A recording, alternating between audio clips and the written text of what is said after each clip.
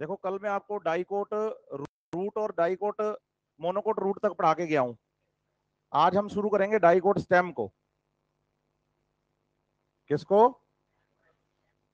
Dicot stem.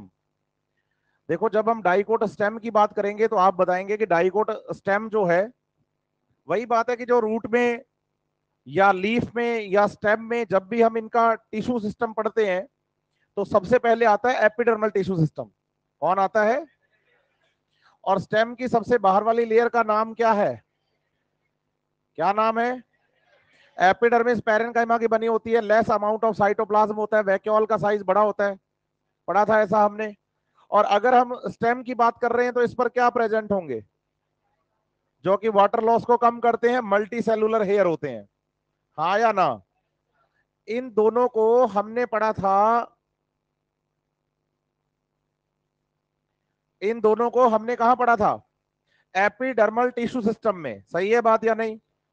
इसके ठीक नीचे का जो पोर्शन है उसका नाम है हाइपोडर्मिस। क्या नाम है? और याद करिए कि डाइकोट स्टेम है ना ये, तो इसमें हाइपोडर्मिस कॉलेनकाइमा की बनी होती है। किसकी बनी होती है? लेकिन अगर बात करोगे मोनोकोट स्टेम की तो ये किसकी बनी होगी? स्क्लेरेन काइमा की बनी होगी। किसकी बनी होगी? स्क्लेरेन काइमा की बनी होगी। सही है बात या नहीं? और हाइपोडर्मिस एक सिंगल लेयर नहीं होती, मल्टीपल लेयर होती है हाइपोडर्मिस। क्या होती है? इसलिए मैंने यहां 3 लेयर बनाई है, अगर आप ध्यान से देखो तो। फिर उसके बाद ये आ गया रियल कॉर्टेक्स। क्या आ गया? और यहां की सेल्स कैसी हैं? बोलो, पैरेन्काइमा सेल्स हैं। और उसके अंदर कौन है? एंडोडर्मिस। रूट की एंडोडर्मिस की स्पेशलिटी थी कि रूट की जो एंडोडर्मिस होती है ना, कौन?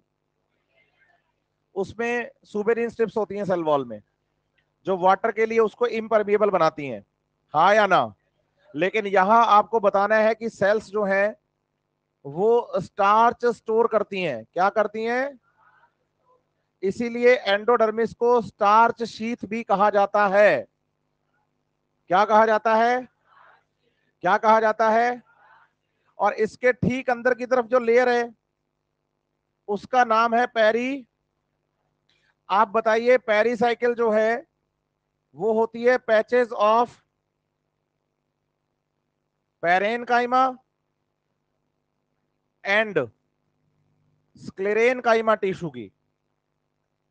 इसमें पैचेस मिलते हैं आपको पैरेन्काइमा के। और जैसे मैं आपको बताऊं कि भाई हम स्टेम पढ़ रहे हैं तो स्टेम में जो वेस्कुलर बंडल होते हैं, कौन?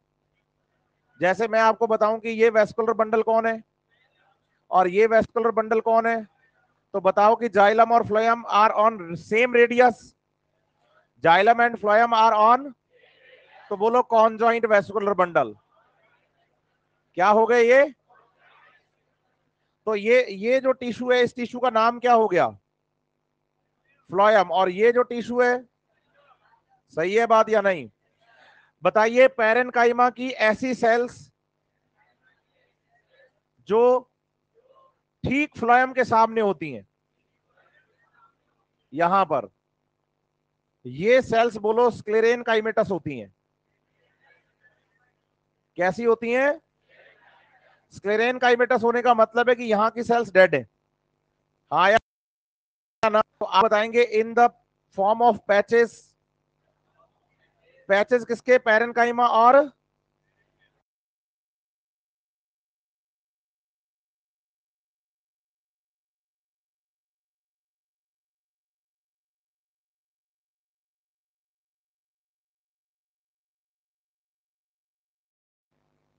कैसी मिलेगी? तो इसलिए हम कह रहे हैं कि भाई पैचेस की फॉर्म में प्रेजेंट है और ये बनाएगी किसको? पेरिसाइकिल को। सही है बात या नहीं? यस और नो? सेंट्रल पोर्शन क्या कहलाएगा? बोलो, पिथ इसकी काफी बड़ी होती है। अगर आप एनसीईआरटी के डायग्राम में भी देखेंगे तो भी आपको पिथ काफी बड़ी दिखेगी। देखो आप, बोलो vascular bundle are present in a ring. Vascular bundles are present in a vascular bundles are present in a ring, और जो रिंग है उसके सेंट्रल पोर्शन में पित्त का साइज काफी बड़ा है। समझ रहे हैं मेरी बात या नहीं? और आप बताएं कि जाइलम और फ्लोएम जो वेस्कुलर बंडल है इनके बीच का ये वाला जो टिश्यू है, ये है ना, इसको क्या बोलोगे आप? बोलो पिथ रेज, क्या बोलोगे? पिथ रेज या पिथ रेज या मेडुलरी रेज? समझ रहे हैं मेरी बात? हाँ या ना? अच्छे से। तो ये वाला जो टिश्यू है इसको बोल दो आप पिथ रेज। क्या बोल दो? सेंटर में कौन? जाइलम फ्लोएम के बीच में कौन? इसके चारों तरफ की कवरिंग कौन? पेरिसाइकिल पैच है किसका? फ्लोएम के ठीक सामने। बाकी जगहों पर, उसके बाहर एंडोडर्मिस किसे स्टोर कर रही है? क्या बोलेंगे? उसके ऊपर किसका बना हुआ? हाइपोडर्मिस किसकी? मोनो रूट में नहीं होती कौन? स्टेम में होती है कौन? डाइकोट स्टेम में कैसी? मोनोकोट स्टेम में। और सबसे बाहर किसका टीएस? तो आप बताएं, यहां ना एनसीईआरटी ने डायग्राम को अगर देखोगे तो कैम्बियम मेंशन किया हुआ है डायग्राम में। अगर आप एनसीईआरटी का डायग्राम देखेंगे ना, एनसीईआरटी का डायग्राम, तो एनसीईआरटी के डायग्राम में यहां कैम्बियम मेंशन है। हाँ या ना? बोलो xylem and phloem are on same radius. और जब सेम रेडियस पर जाइलम और फ्लोएम बनते हैं उसको कहते हैं कौन जॉइंट? क्या कहते हैं? और कौन जॉइंट में हम पढ़ किसको रहे हैं? कौन जॉइंट में हम पढ़ किसको रहे हैं? तो बताओ, इन डाइकोट कौन जॉइंट ओपन बंडल। समझ रहे हैं मेरी बात या नहीं? अब बोलो, अगर ओपन है, क्या है? तो जाइलम और फ्लोएम के बीच में ये जो कैम्बियम प्रेजेंट है ना, ये कैम्बियम होगी इंट्राफेसिकुलर कैम्बियम। ये जो आपको दिख रही है ना इनके बीच में, वो कौन सी होगी? कौन सी होगी? इंट्राफेसिकुलर। इंट्राफेसिकुलर। तो मतलब एनसीईआरटी ने ये जो हमें कैम्बियम डायग्राम में यहां दिखाया है ना, ये कैम्बियम बेसिकली उसने कौन सी दिखाई है? इंट्रा फेसिक्यूलर कैम्बियम दिखाई है। समझ पा रहे हैं बात या नहीं? और बताइए, इंट्राफेसिकुलर कैम्बियम किसमें दिखती है? हाँ, ये नहीं दिखती है किसमें? ये दिखती है किसमें? नहीं दिखती है किसमें? दिखती है किसमें? किसमें नहीं दिखेगी? वेरी गुड, क्योंकि उनके क्लोज्ड वेस्कुलर बंडल होते हैं भाई। हाँ या ना? अच्छे से पढ़ो एनसीईआरटी को जल्दी से डाइकोट स्टेम के लिए, फुर्ती से, line to line, word to word. कहीं किसी लाइन में कोई प्रॉब्लम हो, किसी वर्ड में प्रॉब्लम हो तो बताएंगे मुझे। क्लास आपकी आज 1:40 तक जाएगी, फिर 20 मिनट के लिए कल थोड़ी आऊंगा मैं।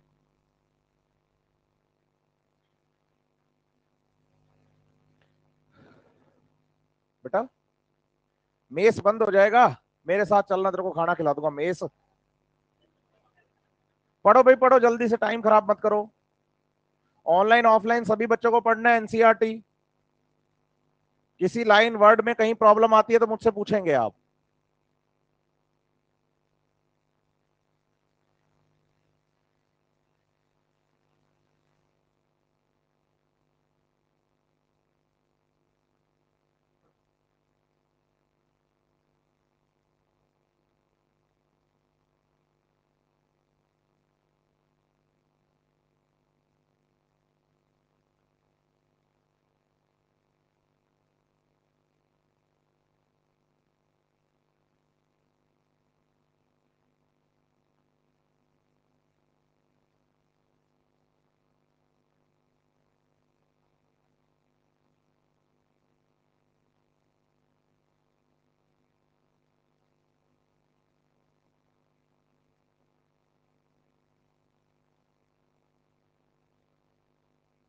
हो गया। बढ़े फिर आगे, पढ़ो बेटा पढ़ो।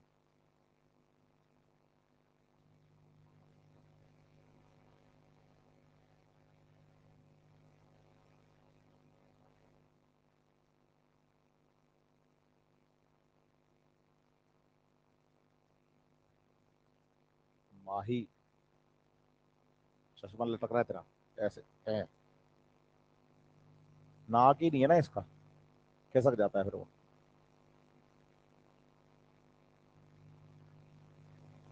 है बेटा, क्या कह रहे? सेमी लूनार, सेमी लूनार शब्द है जो वो ऐसी स्ट्रक्चर के लिए है कि फ्लोएम के ठीक सामने स्क्लेरेन काइमा सेल्स का ऐसा एक ग्रुप होता है। इस ग्रुप को क्या बोलते हैं? Semi lunar. अगर आप एनसीईआरटी में देखोगे तो पेरिसाइकिल देखो ऐसा दिख रहा है आपको, ये रहा।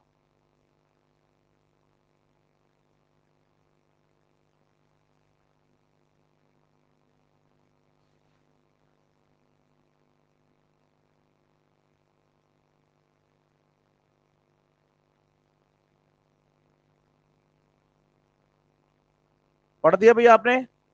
चलें आगे। ठीक है, अब बात करते हैं मोनोकोट स्टेम की। किसकी? मोनोकोट स्टेम जो है बोलो सिंपल है, इसने इतना डिफरेंशिएशन नहीं किया कि जितना कि डाइकोट स्टेम में था। मोनोकोट में बस आपको एपिडर्मिस और हाइपोडर्मिस पढ़नी है, उसके बाद कुछ नहीं है। ना एंडोडर्मिस, ना पेरिसाइकिल, ना पिथ पेरेन्काइमा, ना medullary rays, all are absent, all are. सबसे बाहर वाली लेयर का नाम बोलो, ये एपिडर्मिस है। एपिडर्मिस के अंदर और हाइपोडर्मिस यहां किसकी बनी हुई है? बोलेंगे स्क्लेरेन, सही है। उसके अंदर भरा हुआ है बोलो कॉर्टेक्स। कौन है? कॉर्टेक्स कैसा टिश्यू है? कैसा टिश्यू है? कैसा टिश्यू है? पेरेन्काइमा टिश्यू है, हाँ या ना? और रैंडमली बोलो वेस्कुलर बंडल प्रेजेंट है।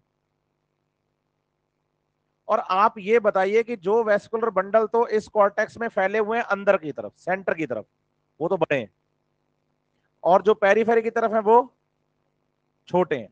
इसका मतलब इसका जो कॉर्टेक्स वाला पार्ट है उसके बाद ना तो एंडोडर्मिस है, ना पेरिसाइकिल है, ना पिथ है, ना।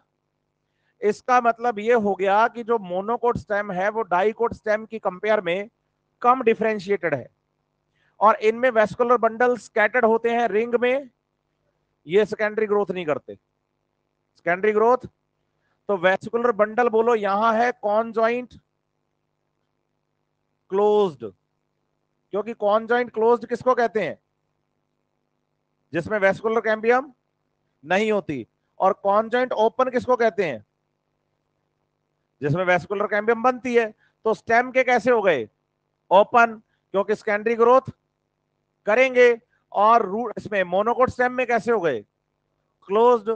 अब रूट में होते हैं रेडियल, अब रेडियल ओपन होते हैं डाइकोट में, और रेडियल क्लोज होते हैं मोनोकोट रूट में। तो कॉन्जेंट ओपन हो गए किसमें? डाइकोट स्टेम में। तो कॉन्जेंट क्लोज किसमें हो गए? क्योंकि मोनोकोट हो डाइकोट हो कॉन्जेंट तो दोनों में ही है, लेकिन जिसमें वेस्कुलर कैम्बियम बनती है वो ओपन, और जिसमें कैम्बियम वो क्लोज्ड। सही है बात, हाँ या ना? फिर आप बताएंगे जो इनके वेस्कुलर बंडल होते हैं, जैसे ये डायग्राम जो दिख रहा है आपको वो किसका दिख रहा है? वेस्कुलर बंडल में ये जो स्ट्रक्चर दिख रही है ये क्या है? और ये जो दिख रही है ये क्या है? क्या है? जब आप एनसीईआरटी पढ़ेंगे तो आपको पता चलेगा, एनसीईआरटी ने मोनोकोट स्टेम के जो स्ट्रक्चर आपको पढ़ाई है उसकी लास्ट लाइन में लिखा है वाटर कंटेनिंग कैविटीज।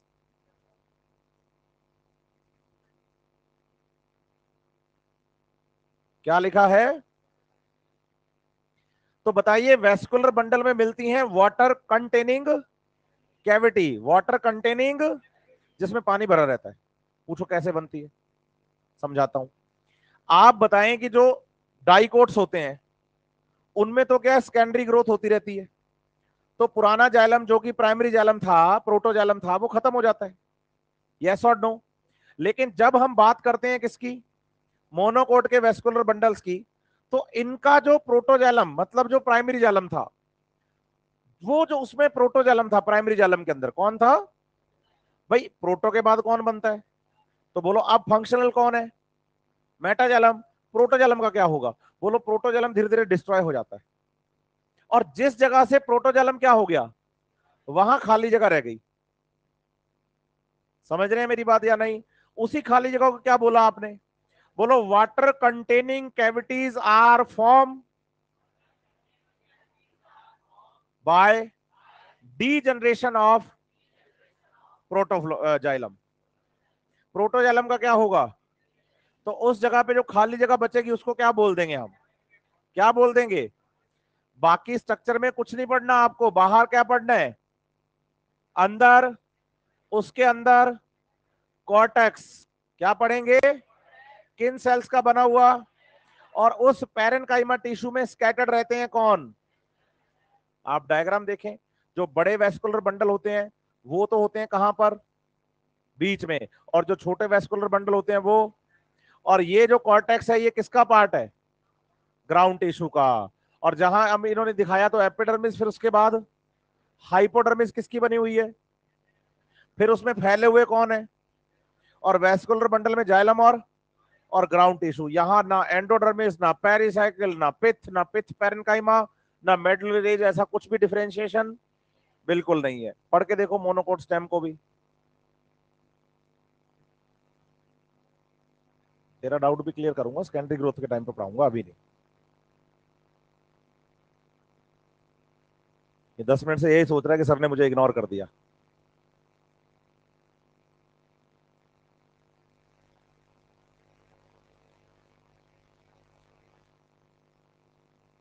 ये मैंने बनाई है इसमें भी। ये ना बंडल शीथ सेल्स हैं। क्या है ये? और किसकी बनी हुई है? स्क्लेरेनकाइमा की। हर वेस्कुलर बंडल के चारों तरफ।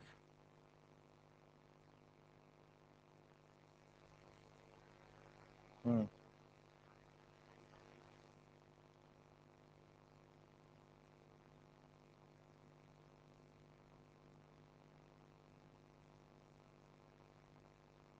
हाँ जी। डाइकोट मोनोकोट स्टेम में फर्क आया समझ में? है? मोनोकोट सिंपल है, डाइकोट और वेस्कुलर बंडल रिंग में किसमें है? स्टार शीथ किसमें होती है? और एंडोडर्मिस जो है वाटर डैम किसमें बनती है? डाइकोट रूट में। मोनोकोट डाइकोट रूट में, वाटर डैम सुबेराइज हो जाती है। एंडोडर्मिस है वाटर डैम रूट में, स्टार शीथ है डाइकोट स्टेम में। मोनोकोट स्टेम में तो एंडोडर्मिस है ही नहीं मेरे भाई, है ना? Water containing cavity vascular bundle में कहां मिलती है? कहां मिलती है? हाँ, पक्का? अच्छे से? यहां तो कोई प्रॉब्लम? बढ़ू आगे। अब बात करते हैं लीफ की। Cortex is part of ground tissue, बोल ऐसे। हाइपोडर्मिस। कल वाले लेक्चर में आया था तो नहीं आया? नहीं आया। ग्राउंड टिश्यू सिस्टम में डायग्राम बना के बताया था। Hypodermis, cortex, endodermis, pericycle, pith parenchyma, medullary rays, pith rays, और लीफ की mesophyll, these all are included in ground tissue. तो कॉर्टेक्स ग्राउंड टिश्यू नहीं है, कॉर्टेक्स ग्राउंड टिश्यू का पार्ट है। बेसिक फंडामेंटल टिश्यू बोला था हमने इसको, याद है या नहीं है? हाँ या ना? तो cortex is part of. Clear है बात? बढ़े आगे। नेक्स्ट आओ बच्चे आप लीफ पर। लीफ दो तरह की, एक डाइकोट और एक, दोनों को एक साथ पढ़ते हैं। बोलो ये जो डायग्राम दिख रहा है ये किसकी, कौन सी लीफ का है? और इधर जो डायग्राम दिख रहा है ये, पहले डाइकोट की बात करते हैं। डाइकोट में एपिडर्मिस दो दिखेंगी, बोलो। एक तो होगी एपिडर्मिस, अपर एपिडर्मिस।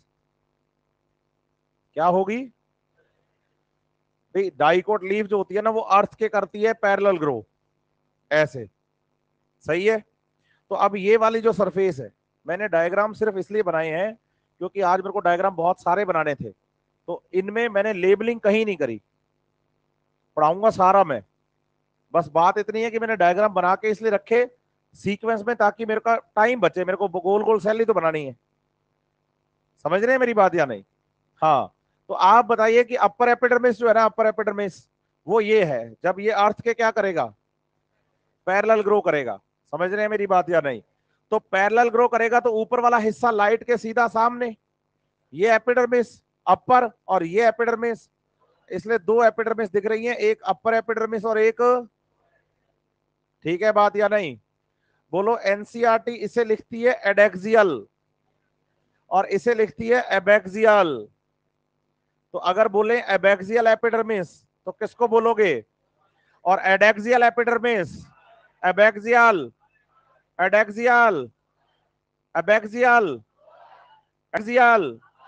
हाँ, अपर और लोअर एपिडर्मिस के बीच का जितना भी टिश्यू है इसको कहा जाता है मीजोफिल।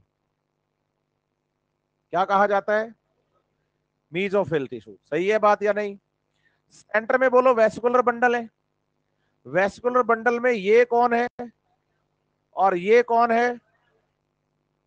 तो बताइए कि वेस्कुलर बंडल सेम रेडियस पर है, तो आप बताओगे कौन जॉइंट?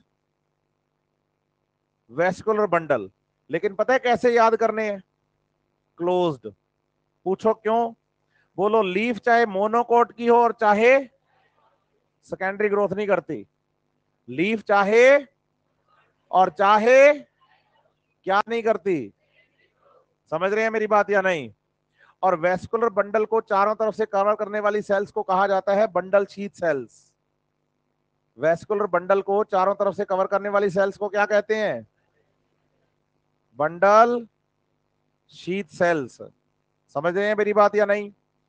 बताइए mesophyll of the dicot leaf is divided into two parts. Upper epidermis के पार्ट जो पास में होता है उसको कहते हैं पैलासिड, और जो लोअर एपिडर्मिस के पास होता है उसको कहते हैं, सही है बात या नहीं? बोलो पैलासिड टिश्यू की जो सेल्स होती हैं ये होती हैं सिलेंड्रिकल सेल्स। कैसी होती हैं? विद बोलो लेस इंटरसेलुलर स्पेसेस। ये बात तो हालांकि मैं पहले भी पढ़ा के आया हूं आपको, जब मैंने एनाटॉमी ऑफ फ्लावरिंग प्लांट वो ट्रांसपोर्ट प्लांट पढ़ाया था ना, तो उस टाइम पे जब मैं वाटर लॉस की बात बता रहा था ना, स्टोमेटा की स्ट्रक्चर, उस टाइम पे मैंने ये डायग्राम पढ़ाया था सेम टू सेम आपको, आज फिर बता रहा हूं, है ना? तो ऊपर वाला जो टिश्यू है उसको पैलासिड कहेंगे और इसमें इंटरसेलुलर स्पेस, लेकिन बोलो मोर नंबर ऑफ क्लोरोप्लास्ट होंगे। इसलिए ना आप डाइकोट लीफ जो ऐसे लगती है ना अर्थ पर, मतलब अर्थ के पैरेलल प्लांट पर ऐसे चौड़ी लीफ, उसको देखना ऊपर से ज्यादा हरी होती है और नीचे से कम हरी होती है। क्यों? क्योंकि अपर एपिडर्मिस के आसपास का जो टिश्यू है उसका नाम है पैलासिड, और पैलासिड में क्लोरोप्लास्ट के नंबर क्या होते हैं? ज्यादा। नीचे का टिश्यू कौन है? बोलो यहां की सेल्स होती हैं स्फेरिकल। सही है बात या नहीं? और इंटरसेलुलर स्पेस मोर इंटरसेलुलर स्पेस। सही है बात या नहीं? अब बताओ अपर एपिडर्मिस जो होती है उस पर लाइट सीधी पड़ेगी या डायरेक्ट नहीं पड़ेगी? डायरेक्ट पड़ेगी या नहीं पड़ेगी? तो यहां ट्रांसपिरेशन ज्यादा होने के चांसेस हैं कम? बस इसीलिए तो बताओ अपर एपिडर्मिस पर एक वैक्सी लेयर प्रेजेंट होती है, अपर एपिडर्मिस पर एक वैक्सी जिसका नाम क्या है, उससे वाटर लॉस कम होता है। दूसरा अपर एपिडर्मिस में बोलो स्टोमेटा के नंबर कम होते हैं। जैसे हम स्टोमेटा पढ़ते हैं ना गार्ड सेल वाले, हाँ या ना? तो आप बताओगे कि जो अपर एपिडर्मिस होती है, कौन सी एपिडर्मिस? अपर एपिडर्मिस में स्टोमेटा के नंबर क्या है, लेकिन लोअर एपिडर्मिस में स्टोमेटा, लोअर एपिडर्मिस में स्टोमेटा, अपर एपिडर्मिस में स्टोमेटा, लोअर एपिडर्मिस में स्टोमेटा, ज्यादा इंटरसेलुलर स्पेस है ना यहां पर, तो स्टोमेटा के नंबर भी क्या होंगे?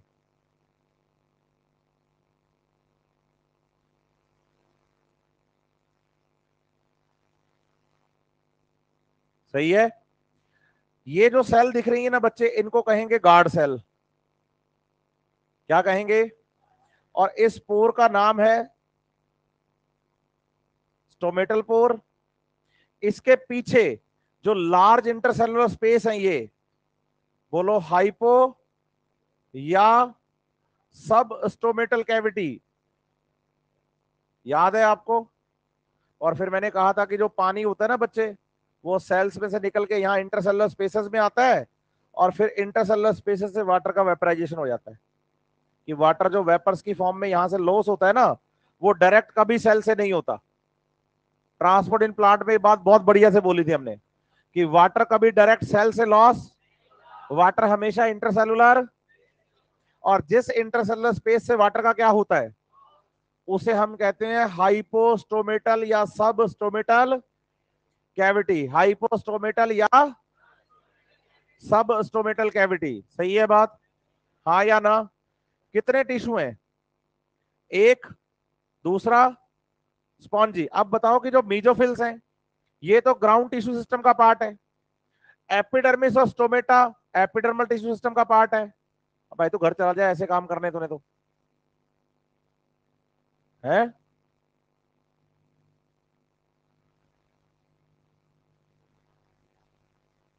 मीजोफिल किसका पार्ट है? एपिडर्मिस और स्टोमेटा और vesicular bundles vesicular tissue system का। तीन टिश्यू सिस्टम थे, लीफ में तीनों है। एपिडर्मल टिश्यू सिस्टम में एपिडर्मिस और वो आ गया स्टोमेटा। मीजोफिल आ गया किसमें? ग्राउंड टिश्यू सिस्टम में। और वेसिकुलर बंडल्स आ गए वेसिकुलर टिश्यू सिस्टम के अंदर, सही है बात। लेकिन जब आप मोनोकोट लीफ की बात करो, ये जो लीफ है वो कौन सी है? तो बोलो मोनोकोट लीफ का जो मीजोफिल है, बोलो ऐसे,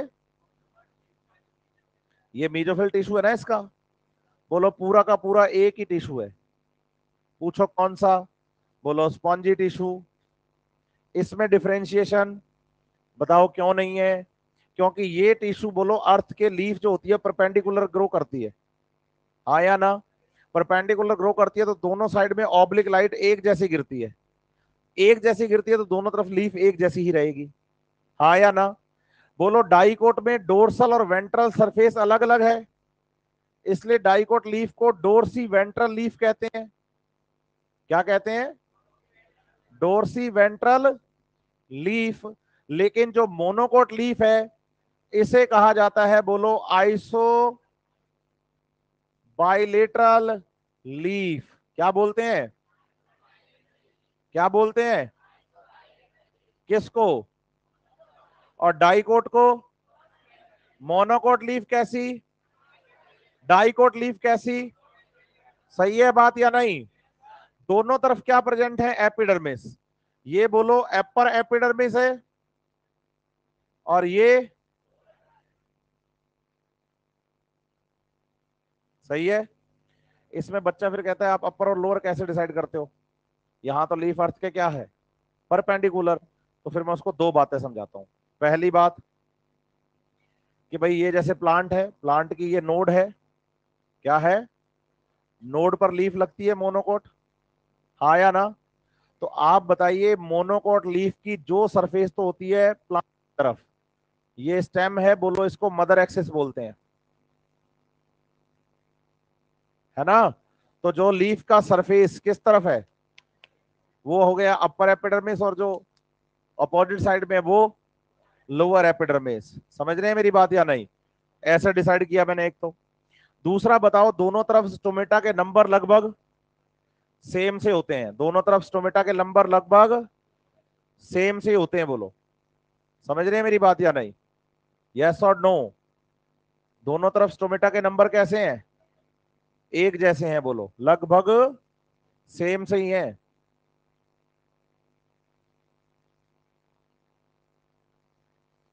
समझ गए बात या नहीं?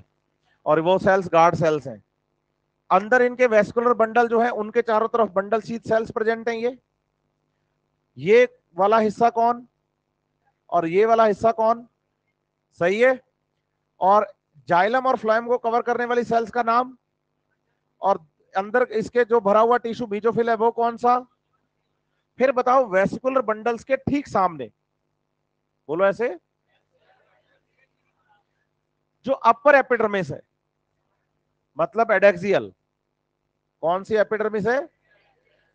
इसमें ना स्पेशल टाइप ऑफ सेल्स होती हैं। क्या होती हैं? इन सेल्स का नाम है बोलो बुलीफॉर्म सेल्स। ये सेल्स अंदर से तो होती हैं बोलो एम्प्टी, खाली, इनमें केवल पानी भरता है। जरूरत पड़ने पर। होता क्या है कि अगर प्लांट के पास पानी क्या हो, प्लांट के पास पानी क्या हो, तो यहां से वाटर का रेडियल कंडक्शन होगा और पानी इन बुलीफॉर्म सेल्स तक पहुंचेगा। बुलीफॉर्म सेल्स में पानी भरेगा, ये सेल्स फैलेंगी, लीफ ऐसे फैल जाएगी। सही है बात या नहीं? लेकिन अगर इन सेल्स, लीफ में पानी की क्या है, तो बुलीफॉर्म सेल्स में पानी क्या रहेगा, तो सेल्स सिकुड़ जाएंगी, लीफ मुरझा जाएगी। तो लीफ के मुरझाने का रीजन है बुलीफॉर्म सेल्स, फैलने का रीजन भी। अगर फुल्ली एक्सपोज्ड लीफ है, फुल्ली, इसका मतलब लीफ में पानी खूब है और जो फुलीफॉर्म सेल्स हैं वो फैली हुई हैं। और अगर लीफ में पानी, तो इसका मतलब बुलीफॉर्म सेल्स सिकुड़ गई हैं, बुलीफॉर्म सेल्स सिकुड़ गई हैं। समझ रहे हैं मेरी बात या नहीं? यहां तक कोई दिक्कत किसी को? एक बात और बताता हूं, काम की है, सुनना बात ध्यान से, और एनसीईआरटी की लाइनें हैं। जैसे मैं डाइकोट लीफ की बात करूं, सही है, तो डाइकोट लीफ में बोलो रेटिकुलेट वेनेशन होता है। कैसा वेनेशन है? सही है। रेटिकुलेट वेनेशन का मतलब है कि जैसे ये स्टेम है, स्टेम पर जो लीफ लगती है, ये लीफ में जो वेन्स होती है ना, ये वाली यूं, इसमें जो सेंटर वाली वेन है ये, बोलो इसको मिड रिब कहते हैं। क्या कहते हैं? और मिड रिब। और इस पे जो दूसरी वेन्स निकल रही है ये वाली, बोलो इनको कहते हैं प्राइमरी वेन्स। इन पे निकलती हैं बोलो सेकेंडरी वेन्स। क्या निकलती हैं? Secondary veins. और फिर उन पे आती हैं वेनलेट्स। मतलब लगातार वेन्स का जाल फैल रहा है ना, इसलिए इसी वेनेशन को हमने क्या बोला है? क्या बोला है? अब आप सोचो, वेसिकुलर बंडल जो मिड रिब में होंगे उनका साइज थोड़ा बड़ा होगा, डायामीटर ज्यादा होगा, क्योंकि मिड रिब मोटी होती है। सही है। लेकिन मिड रिब से जो ये वेन निकली है आपकी, इसमें साइज थोड़ा, तो वेस्कुलर बंडल भी छोटे होंगे। उससे आगे जो वेनलेट्स निकली हैं वो और छोटी हैं, तो वेस्कुलर बंडल का साइज, तो बोलो size of the vascular bundles depends on size of veins. When का साइज बड़ा, वेस्कुलर बंडल भी, वेन का साइज, वेस्कुलर बंडल भी। समझ रहे हैं बात या नहीं? हाँ या ना? लेकिन वहीं अगर आप बात करते हो मोनोकोट लीफ की, किसकी, तो बताइए कि जो मोनोकोट लीफ होती है, कौन सी लीफ? मोनोकोट लीफ में जो लीफ होती है बच्चे, वो चलती है यूं, और इसमें वेनेशन कैसा होता है? पैरेलल वेनेशन होता है। बोलो इसकी मिड रिब तो मोटी होती है, मिड रिब तो मोटी ही होती है, तो उसमें तो जाइलम फ्लोएम का जो डायामीटर है वो थोड़ा, लेकिन उसके बाद जितनी भी वेन्स होंगी सबका डायामीटर सेम ही होगा। समझ रहे हैं मेरी बात या नहीं? यस और नो? और आप बताइए कि इसमें जो वेनेशन पाया जाता है वो वेनेशन होता है कैसा? Parallel venation. कैसा वेनेशन?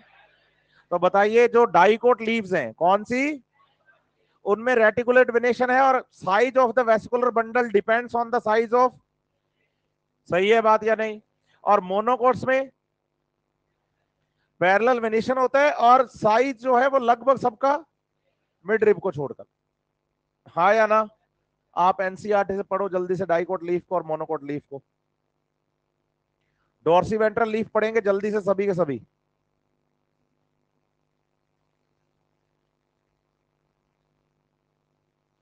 बता दूंगा तो पहले पढ़ एनसीईआरटी।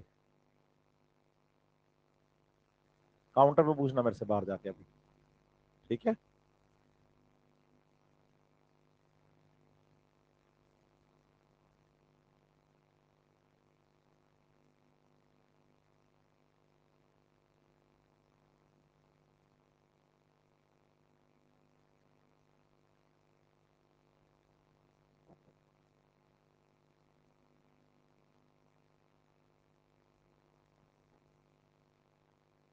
कल से तुम्हारे एक तो फिजिक्स चालू हो रही है, जेनेटिक्स भी चालू हो रही है।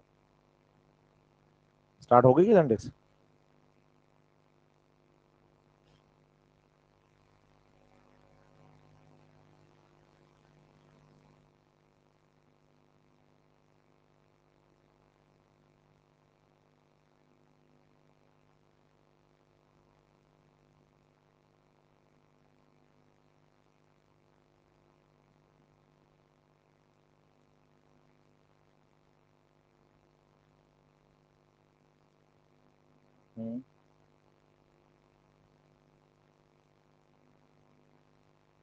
सनलाइट के लिए।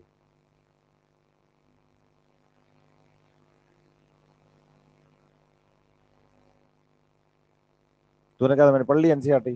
झूठ बहुत बोलता है। पढ़ ली बेटे डॉर्सी लीफ आपने? डॉर्सी लीफ पढ़ ली क्या? पढ़ो पढ़ो जल्दी से खत्म करो यार डाइकोट लीफ को। जो ऑनलाइन पढ़ रहे हैं वो भी एनसीईआरटी पढ़ें प्लीज।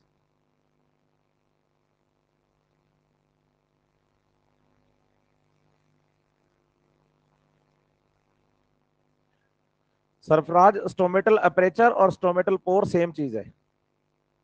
और जो तू पूछ रहा है वो अपरेटस होता है, अपरेटस। अपेरेचर का मतलब तो पोर ही है। अपरेटस में तीन चीजें होती हैं, कल बताई थी मैंने आपको, है ना? वो तीन नहीं, नाम बता तीनों के क्या? वो तीन, सब्सिडरी सेल, गार्ड सेल्स और स्टोमेटल अपरेटस, तीनों को मिलकर स्टोमेटल अपरेटस बोलते हैं।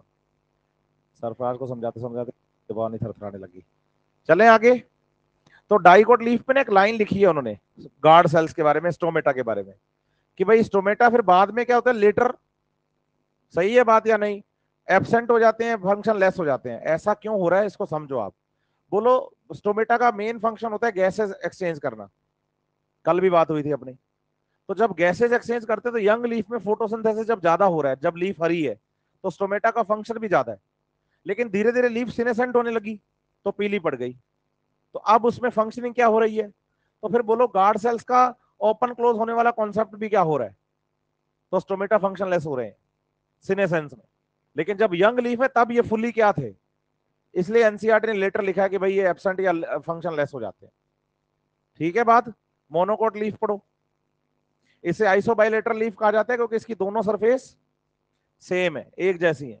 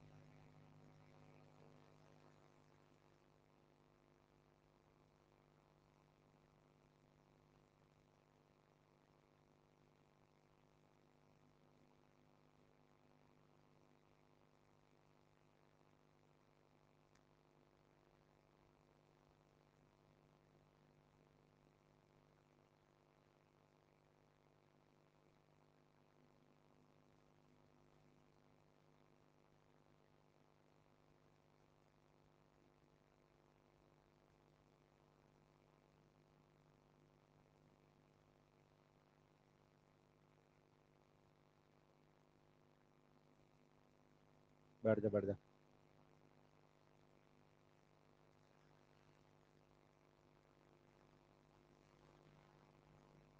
हो गया।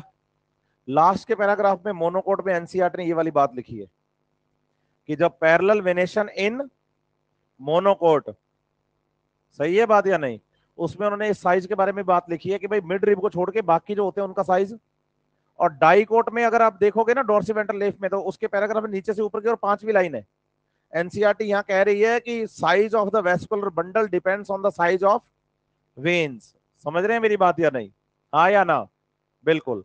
दीपांशु कह रहा है कि mesophyll is made up of the parenchyma, so parenchyma is collenchyma. बिल्कुल, इस पैरेनकाइमा को कॉलेनकाइमा नहीं क्लोरेनकाइमा कहेंगे। क्लोरेनकाइमा, उसने क्लोरेनकाइमा ही लिखा है दीपांशु ने, तो क्लोरेनकाइमा। मैंने कहा था क्लोरेनकाइमा वो पैरेनकाइमा होता है जिसमें क्या प्रेजेंट होते हैं, क्लोरोप्लास्ट। हाँ बेटा।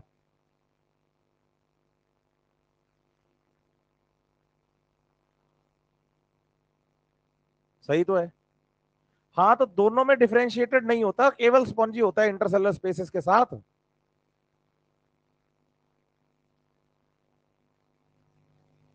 बेटा ऐसा नहीं होता, वो तो बात ही तू अलग ले गई, एपिस्ट्रोफी पे जुड़ गई जाके। वो क्लोरोप्लास्ट की पोजीशन नहीं याद तुम्हें? एपिस्ट्रोफ, पैरास्ट्रोफ और एपोस्ट्रोफ कंडीशन मैंने बताई थी। वो मैंने बताया था लाइट की अवेबिलिटी पर।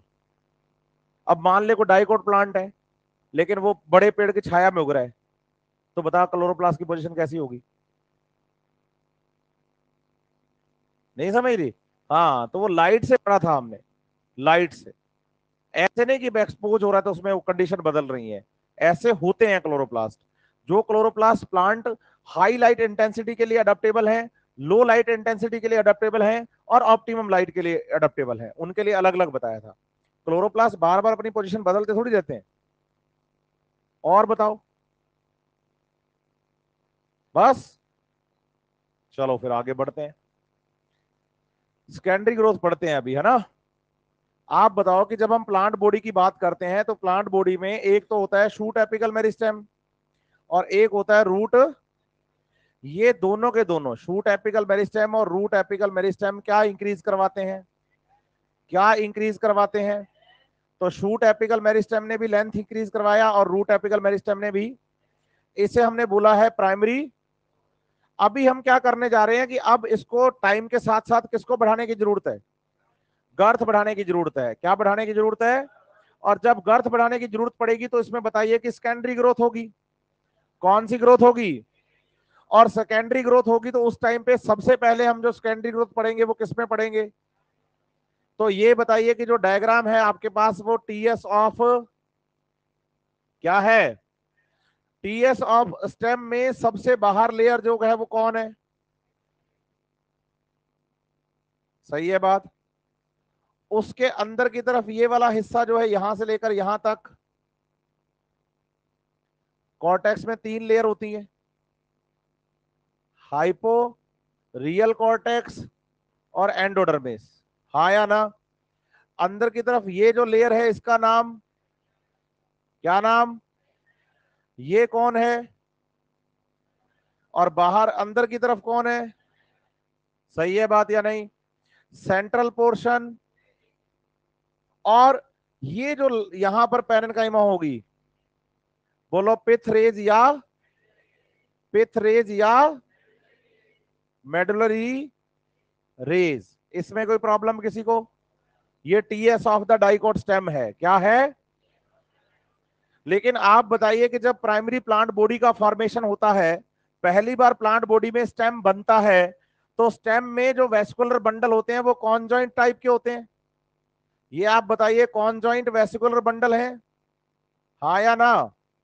कैसे वेस्कुलर बंडल है? और कॉन्जॉइंट वेस्कुलर बंडल में कुछ पोर्शन बच जाता है मेरिस्टेमेटिक सेल्स का स्टार्टिंग में, इसे नाम देते हैं इंट्राफेसिकुलर कैम्बियम। क्या नाम देते हैं? Intrafascicular, intrafascicular. और बताइए कि जब हम इंट्राफेसिकुलर कैम्बियम की बात करते हैं तो इसे हम बताते हैं प्राइमरी मेरिस्टेम इन ऑरिजिन, क्योंकि ये प्राइमरी मेरिस्टेम का ही बचा हुआ पार्ट होता है, क्योंकि वेस्कुलर बंडल यहां कॉन्जॉइंट टाइप के हैं, सेम रेडियस पर हैं। तो स्टेम के जाइलम और फ्लोएम में जो बचा हुआ पार्ट रहता है किसका? मेरिस्टेमेटिक टिश्यू का, उसे हम नाम देते हैं क्या? Intrafascicular cambium. क्या नाम देते हैं? इसमें कोई प्रॉब्लम? पक्का? बढ़े आगे।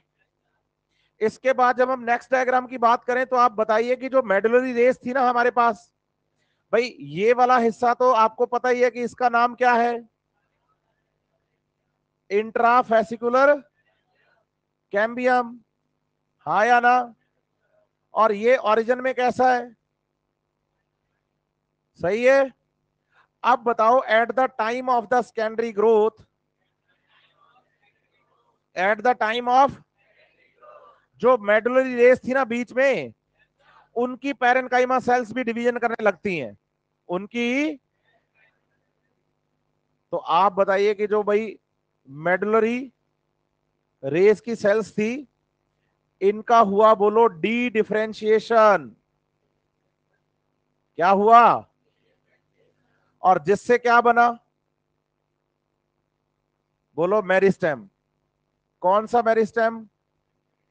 सेकेंडरी मेरिस्टेम, हाँ या ना?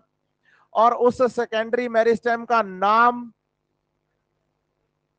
बोलो इंटर वेसिकुलर कैम्बियम। और ये ओरिजिन में कैसा, हाँ या ना? बोलो इन दोनों को मिलाकर किस किस को, इंट्रा और इंटरफेसिकुलर कैम्बियम को हम बोलेंगे वेसिकुलर कैम्बियम। तो बताइए स्टेम की वेसिकुलर कैम्बियम किसके, स्टेम की वेसिकुलर कैम्बियम प्राइमरी है या सेकेंडरी? स्टेम की वेस्कुलर कैम्बियम प्राइमरी या सेकेंडरी? दोनों। इसका कुछ पार्ट और कुछ पार्ट, तो बंद करवाओ इसको।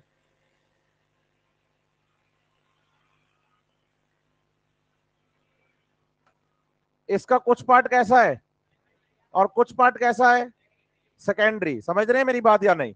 और पूरे को मिलाकर क्या बोलेंगे, पूरे को मिलाकर क्या बोलेंगे? सही है बात या नहीं? अब बताइए कि एक कैम्बियम रिंग बन गई अंदर की तरफ, ये जो ग्रीन कलर में दिख रही है क्या है, कैम्बियम, कैम्बियम, कैम्बियम। ये बताइए कि हम पढ़ रहे हैं cambium ring in stelar region of dicot stem. क्या पढ़ रहे हैं? स्टील क्या होता है, एंडोडर्मिस के अंदर pericycle, xylem phloem, pith, medullary rays, all are collectively known as. सही है बात या नहीं? तो ये हम पढ़ रहे हैं वेस्कुलर कैम्बियम इन स्टीलर रीजन, हाँ या ना? अब यहां जो कैम्बियम रिंग की सेल्स है ना बच्चे, ये सेल्स डिवीजन करेंगी, बोलो पेरिक्लिनल डिवीजन। कैसा डिवीजन? देखो दो तरह का डिवीजन मैं आपको समझाता हूं, एक होता है पेरिक्लिनल और एक होता है एंटीक्लिनल। जैसे मैं यहां अलग से एक बात बताता हूं आपको पेरिक्लिनल एंटीक्लिनल की। मैं आपको बताऊं कि भाई मान लो अपने पास ये एक लेयर ऑफ सेल्स है, हाँ या ना? इन सेल्स में आप यहां डिवीजन करवाओ इस एक्सिस पे वर्टिकली, तो लेयर कितनी बनी, बोलो एक ही रही, एक, दो, तीन, चार, पांच, छ, सात, आठ, नौ,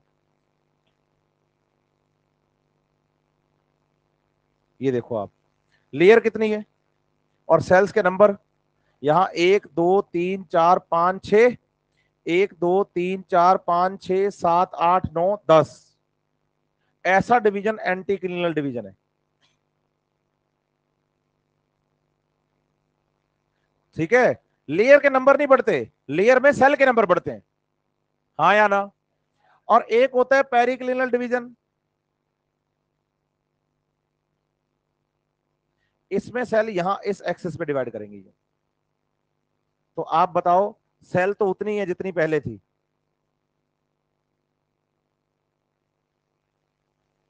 लेकिन लेयर कितनी बन गई। ऐसे डिवीजन को पेरी क्लिनल डिवीजन कहते हैं। कैसा डिवीजन, समझ रहे हैं मेरी बात या नहीं? तो आप बताइए कि यहां जो हमने कैम्बियम रिंग बनाई है ना ये, तो आप बताएंगे कि जो सेल्स हैं वेसिकुलर कैम्बियम की, बोलो सेल्स ऑफ, इनमें डिवीजन कौन सा हुआ, हाँ या ना? तो आप बताइए पेरिक्लिनल डिवीजन से जो कैम्बियम रिंग की सेल्स हैं वो दोनों तरफ ही नई सेल्स का फॉर्मेशन करेंगे, हाँ या ना?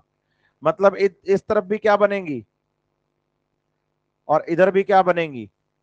तो आप बताइए कि जो वेस्कुलर कैम्बियम होती है वो दोनों तरफ में नई सेल्स का फॉर्मेशन करती है, हाँ या ना?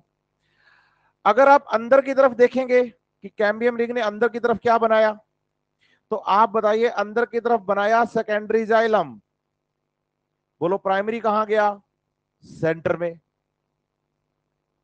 ये कौन सा जाइलम है भाई? प्राइमरी जाइलम जो था ना, सेकेंडरी बनने की वजह से अंदर की तरफ धकेल दिया हमने उसको, तो सेकेंडरी जाइलम कहां गया?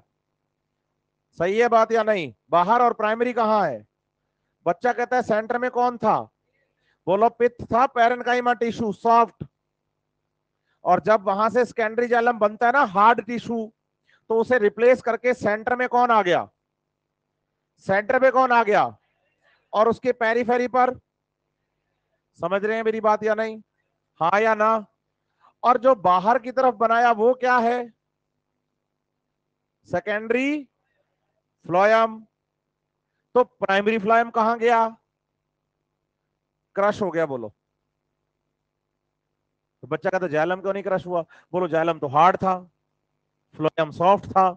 जैसे जाइलम ने पित्त की जगह ले ली, वैसे प्राइमरी फ्लोयम क्या हो गया? क्रश। उसकी जगह पे कौन आ गया? इसलिए मैंने केवल फ्लोयम दिखाया है, बाहर प्राइमरी फ्लोयम नहीं दिखाया। तो प्राइमरी जाइलम तो चला गया अंदर की तरफ, सेकेंडरी जाइलम आ गया पेरीफेरी पर। लेकिन कैम्बियम के बाहर की तरफ जो प्राइमरी फ्लोयम था, वो प्राइमरी फ्लोयम तो क्या हो गया है? क्रश। प्राइमरी फ्लोयम क्या हो गया है? और प्राइमरी फ्लोयम की जगह कौन आ गया है? समझ पाए हैं बात?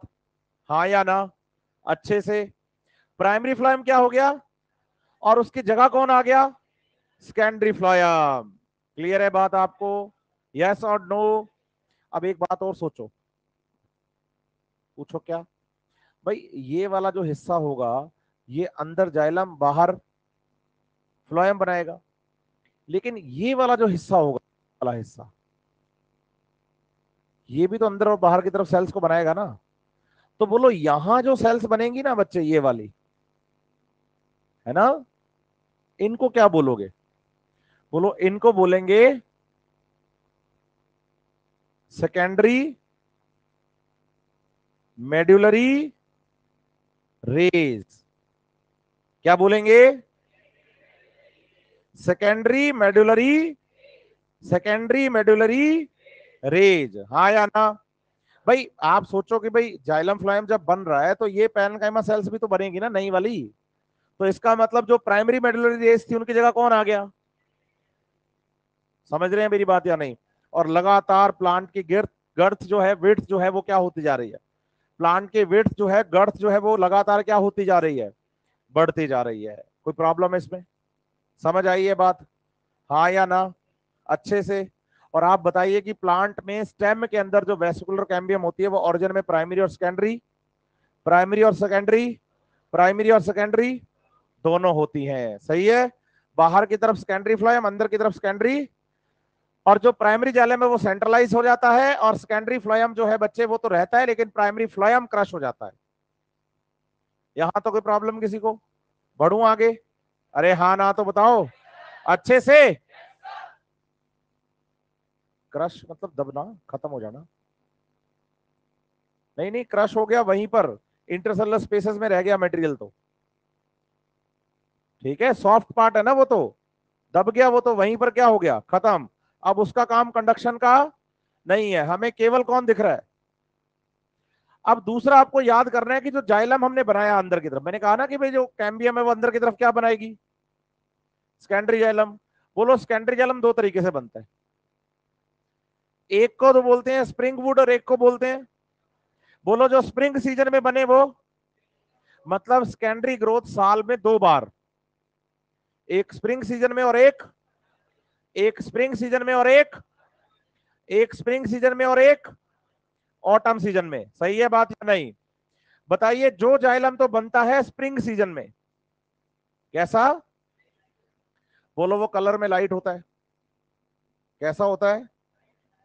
तो बताइए, ये जो मैं बना रहा हूं ना, ये वाला जाइलम अंदर वाला, ये बोलो ये है, लाइन वाइट ही बना रखी है, कलर में और ले लेता हूं, कोई रेड ले लेता हूं, है ना। ये है कौन सा? Spring would. बोलो ऐसे, इसे बोलो अर्ली वुड भी कहते हैं। भाई एक बात पूछूं मैं आपसे, प्लांट अगर ग्रोथ करना शुरू करेगा तो वो ऑटम में करेगा या स्प्रिंग में? तो ग्रोथ शुरू करने पर जो बने वो अर्ली वुड, और ग्रोथ खत्म हो रही है ऑटम में जाते जाते, तो उसे बोलेंगे लेट वुड। तो बोलो जो ऑटम सीजन में बनता है, जो ऑटम सीजन में बनता है उसे बोलेंगे ऑटम वुड या फिर लेट वुड। समझ रहे हैं मेरी बात या नहीं? हाँ या ना? अब आप बताओ कि जो स्प्रिंग वुड होती है ना, स्प्रिंग वुड, बोलो ऐसे, ये कलर में लाइट होती है। पूछो क्यों? बोलो स्प्रिंग में प्लांट मेटाबॉलिकली हाईली एक्टिव होता है, हाँ या ना?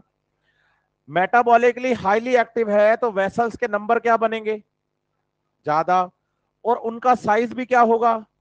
बड़ा होगा। तो कलर लाइट दिखेगा हमें, क्योंकि उसमें मटेरियल्स का डिपोजिशन कम रहेगा। कैविटी बड़ी है तो मटेरियल्स का डिपोजिशन क्या है? कम है, तो कलर कैसा दिखेगा? लेकिन ओटम में कैम्बियम स्लो वर्क करती है, तो जाइलम कम बनेगा या ज्यादा? कम बनेगा। कम बनेगा तो कैविटी नैरो होगी या कैविटी जब वाइडर होगी? नैरो होगी। तो मटेरियल का डिपोजिशन कब? ऑटम में। तो ऑटम में जाइलम बनेगा कम और होगा डार्क कलर का। बनेगा लेकिन होगा। तो बताओ कि ऑटम वुड कैसी होती है? ऑटम वुड कैसी होती है? डार्क कलर की। तो साल में कितनी बार वुड बना? एक बार, उसको हमने अर्ली वुड कहा। दूसरी बार उसे हमने, सही है बात या नहीं? हाँ या ना? बोलो स्प्रिंग वुड और ऑटम वुड को मिलाकर एनुअल रिंग कहा जाता है। क्या कहा जाता है? इसका मतलब एक रिंग डार्क, एक लाइट, एक डार्क, एक लाइट, एक डार्क, एक लाइट, ऐसे है। और बोलो दो रिंग को मिलाकर एक एनुअल रिंग है। एक रिंग तो 6 महीने वाली हुई ना, साल में तो दो रिंग बनेगी। क्योंकि साल में आप बताओ कि कैम्बियम भी दो बार बन रही है। एक बार, एक बार, एक बार, एक बार। समझ रहे हैं मेरी बात? हाँ या ना? और बताइए एनुअल रिंग से हम प्लांट की एज बताते हैं। बोलो ऐसे। भाई होता क्या है कि जैसे ना मैं आपको एक प्लांट का डायग्राम बताऊं कि भाई ये मान लीजिए हमारे पास एक प्लांट है, ये सॉइल सरफेस है, ये स्टेम है ना? आप बताना कि जब स्टेम स्टेम लगातार ग्रोथ करता जा रहा है तो स्टेम का टिप वाला जो रीजन है वो तो न्यूली फॉर्म है और बेस वाला रीजन पुराना है। तो बताओ सबसे ज्यादा एनुअल रिंग्स बेस में मिलेंगी या टिप में? वेरी गुड, बेस में मिलेंगी। तो आपको क्या करना है, बेस पे केक होता है ना, केक गोल, चाकू से ट्रायंगल शेप में एक पीस बाहर निकालते हैं हम, वैसा ही आपको स्टेम में से एक पीस बाहर निकालना है, सेंटर तक, यूं। और फिर इस पीस को बाहर निकाल के आप इस पे रिंग्स काउंट करेंगे। जितनी रिंग होंगी, सही है बात या नहीं? टोटल मतलब मैं एक रिंग बोल रहा हूं लाइट और डार्क पार्ट को मिलाकर। अगर आप लाइट और पार्ट डार्क को अलग अलग काउंट करते हो, टोटल रिंग 20 है, तो एनुअल रिंग तो 10 ही हुई ना। तो प्लांट की एज कितने साल की है? 10 साल की। तो बताइए एनुअल रिंग से हम प्लांट की क्या बता देते हैं? क्या बता देते हैं? समझ रहे हैं बात? हाँ या ना? यस और नो? दूसरी बात, ये जो एनुअल रिंग है इसमें कौन कौन सा टिश्यू मिलेगा हमें? एक तो बनेगा सेकेंडरी, और अरे सेकेंडरी मेडुलरी रेज, फ्लोएम तो होता ही बाहर की तरफ है। और फ्लोएम में स्प्रिंग और ऑटम वाला केस पढ़ ही नहीं सकते आप। पूछो क्यों? पुराना फ्लोएम तो डिस्ट्रॉय हो रहा है, केवल नया ही दिख रहा है आपको। तो गिनोगे क्या? जो दिख ही नहीं रहा उसको क्या काउंट करोगे आप? काउंट तो उसको कर पाओगे ना जो दिख रहा है, हाँ या ना? और मैंने कहा कि सेकेंडरी ग्रोथ के टाइम पे अंदर की तरफ सेकेंडरी क्या बनेगा, और सेकेंडरी मेडुलरी रेज भी बनेंगी। तो आप बताओ एनुअल रिंग में कौन कौन है? सेकेंडरी जाइलम और सेकेंडरी मेडुलरी, सेकेंडरी जाइलम और सेकेंडरी, दोनों को मिलाकर एनुअल रिंग कहते हैं। एनुअल रिंग अगर डार्क कलर की है, ऑटम की है, लाइट कलर की है, स्प्रिंग की है।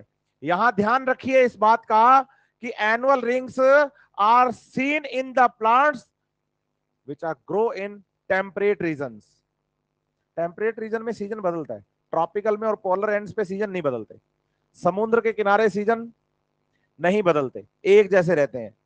सही है बात या नहीं? और जहां सीजन नहीं बदलते वहां एनुअल रिंग भी, एनुअल रिंग क्लियरली विजिबल होती है जहां सीजन्स का क्या होता है। सही है बात या नहीं? जैसे कि टेम्परेट रीजन में, कहां पर? क्लियर है बात आपको? हाँ या ना? यहां तक कोई डाउट या पता नहीं चल रहा है बेटा? मैंने कहा यार मेटाबॉलिकली हाईली एक्टिव है तो इसका मतलब मेटाबॉलिज्म ज्यादा कर रहे हैं तो मटेरियल्स बचेंगे नहीं, तो स्टोरेज कम होगा तो लाइट कलर आएगा। ऑटम में मेटाबॉलिज्म स्लो है तो मटेरियल्स का डिपोजिशन ज्यादा होगा तो क्या दिखेगी? डार्क। आगे बढ़े। इसके बाद आपको याद करना है हार्टवुड। और आप देखो अगर मैं जाइलम के केवल स्टीलर रीजन, मतलब प्लांट के केवल स्टीलर रीजन की बात करूं, जैसे मैं कहूं कि भाई ये स्टीलर रीजन है, कौन सा रीजन है? तो इसमें बाहर की तरफ तो फ्लोएम है, बोलो ये कौन है? और अंदर कंप्लीट कौन है? कौन है?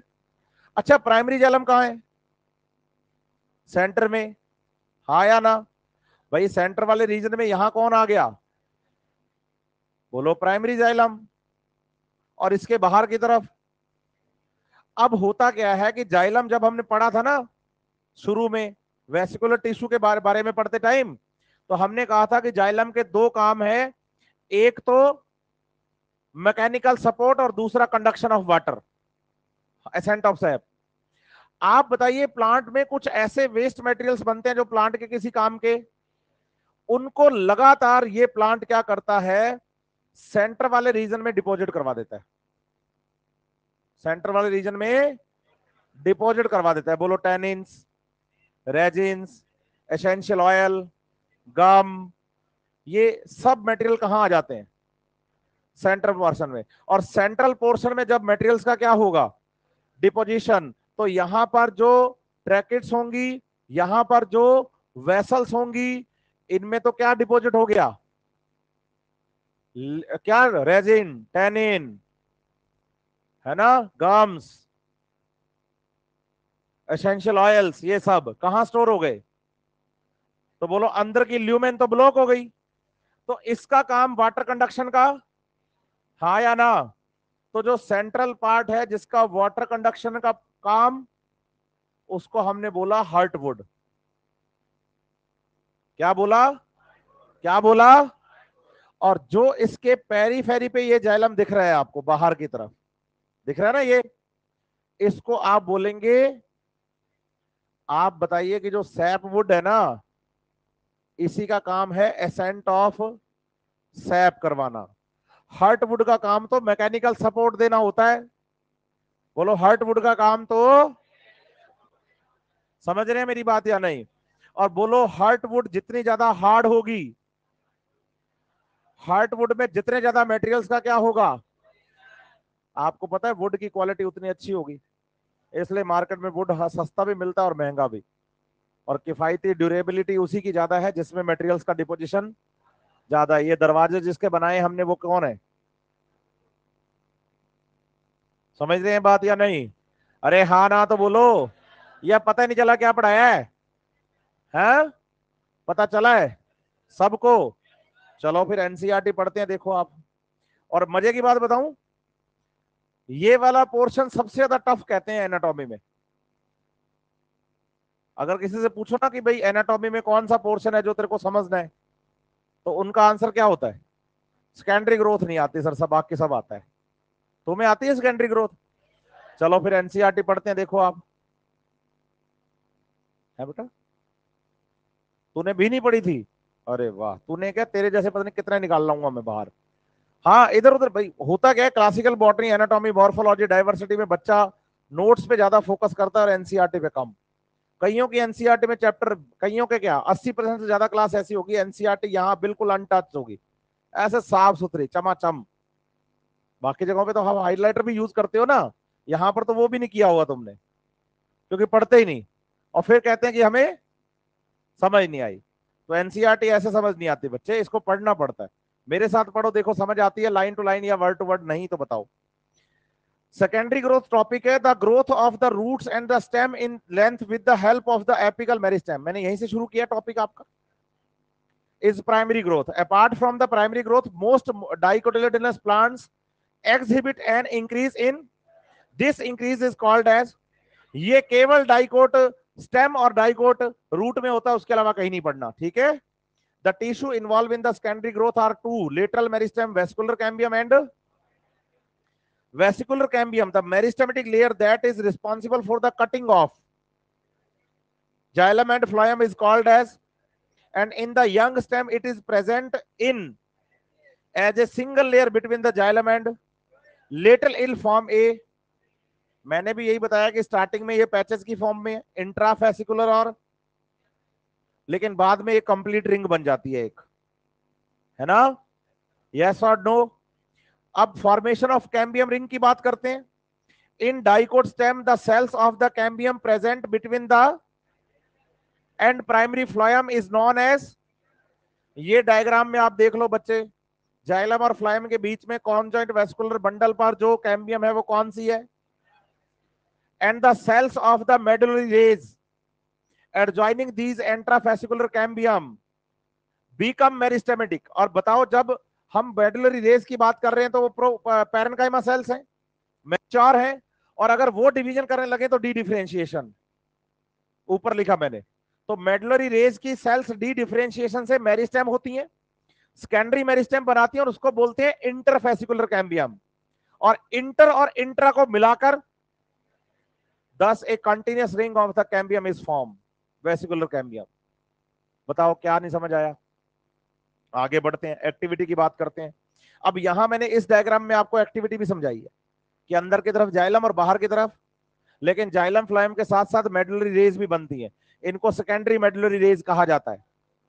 The cambium ring become active and begins to cut off both toward and the outer side, अंदर भी और, क्योंकि डिवीजन पेरिक्लिनल होगा, हाँ या ना।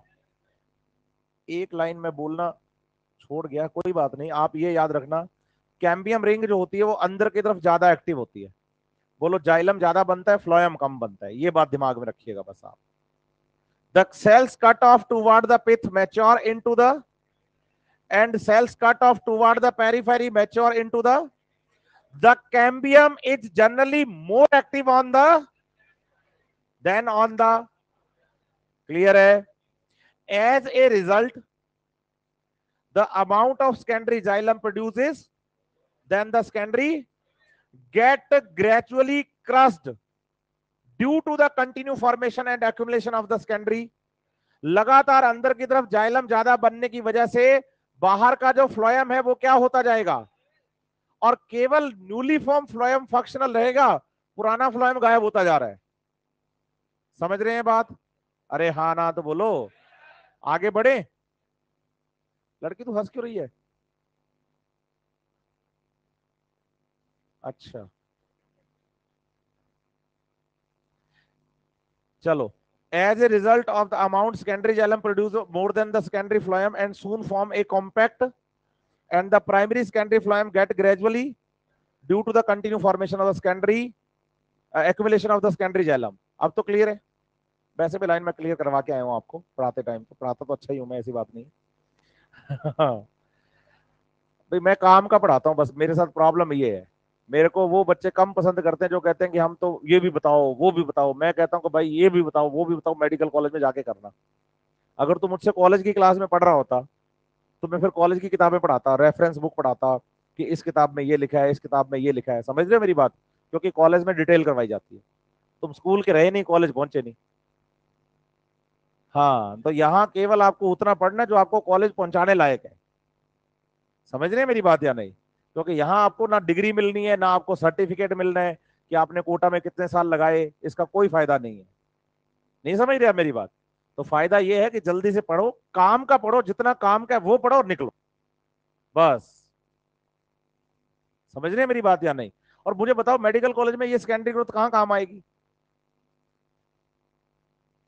नहीं आएगी ना, तो फिर इतना दिमाग क्यों लगाना है केवल उतना पढ़ना है जितना एग्जाम के लिए जरूरी है। हाँ, वहीं अगर मेरे से आप नॉर्मल कॉलेज में पढ़ रहे होते बीएससी एमएससी के अंदर, तो मैं आपको डिटेल पढ़ाता ना बच्चे, फिर मेरे लेक्चर ऐसे थोड़ी होते, फिर मैं एनसीईआरटी बेस थोड़ी चलता। नहीं समझ रहे आप मेरी बात? तो वही इसलिए मैं कह रहा हूं, हमेशा कुछ भी हो जाए, दुनिया इधर से उधर हो जाए, आपके नीट के एग्जाम तक आपका पूरा फोकस, पढ़ाए कोई ना पढ़ाए मुझे उससे कोई मतलब, मुझे बस line to line word to word दिमाग में डाल लो ये बात, नीट के एग्जाम के लिए। और कोई कहे तो बताना कि 2016 से लेकर 23 तक, 17 से बोल दो, 18 से बोल दो, 23 तक, पिछले 3 साल का पेपर देख लो, ज्यादा दूर भी मत जाओ, एनसीईआरटी से एक वर्ड लाइन तक बाहर नहीं है। इवन एक क्वेश्चन के 4 ऑप्शन भी बाहर से नहीं है, चारों ऑप्शन भी कहां के हैं। हाँ, तो इसलिए सिलेबस बुक के ध्यान दीजिए ज्यादा। The primary xylem however remain more or less intact in the around the, मैंने कहा था प्राइमरी जाइलम क्रश नहीं होता, वो सेंटर में आ जाता है। सही है। यहां इंटैक्ट से मतलब है एज इट इज, जैसा था वैसा ही। ये शब्द पहले आपने नहीं पढ़ा क्योंकि आपने सेल डिवीजन नहीं पढ़ा। सेल डिवीजन पढ़ा होता तो मुझे इंटैक्ट का मतलब नहीं बताना पड़ता आपको, है ना। The primary xylem however remains more or less intact और in the around at the same place the cambium form a narrow band of the which passes through secondary xylem and the secondary in the radial direction, and these are, ये देखो आप, xylem और फ्लाइम के बीच में जो ये बनती है पैरेन्काइमा सेल्स, इनको क्या बोलेंगे आप? सही है बात या नहीं? इसमें कोई प्रॉब्लम? चलो आगे बढ़ते हैं, नेक्स्ट टॉपिक देखो क्या है। स्प्रिंग वुड और the activity of the cambium is under the control of many physiological and environmental factors, हाँ या ना बेटा?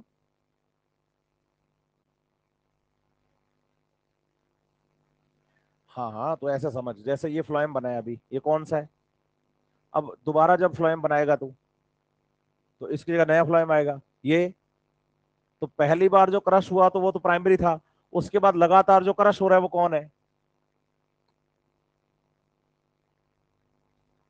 थैंक यू बोलो। इन टेम्परेट रीजन, एनसीईआरटी ने मेंशन किया, टेम्परेट रीजन वो होता है जहां सीजन बदलते हैं। In temperate region the climatic conditions are not uniform through the year.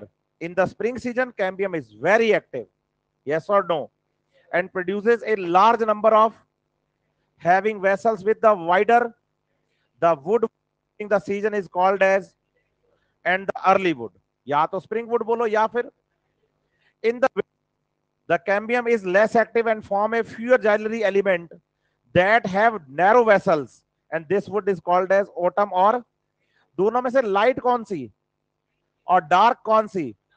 सीख गए ना तुम लोग।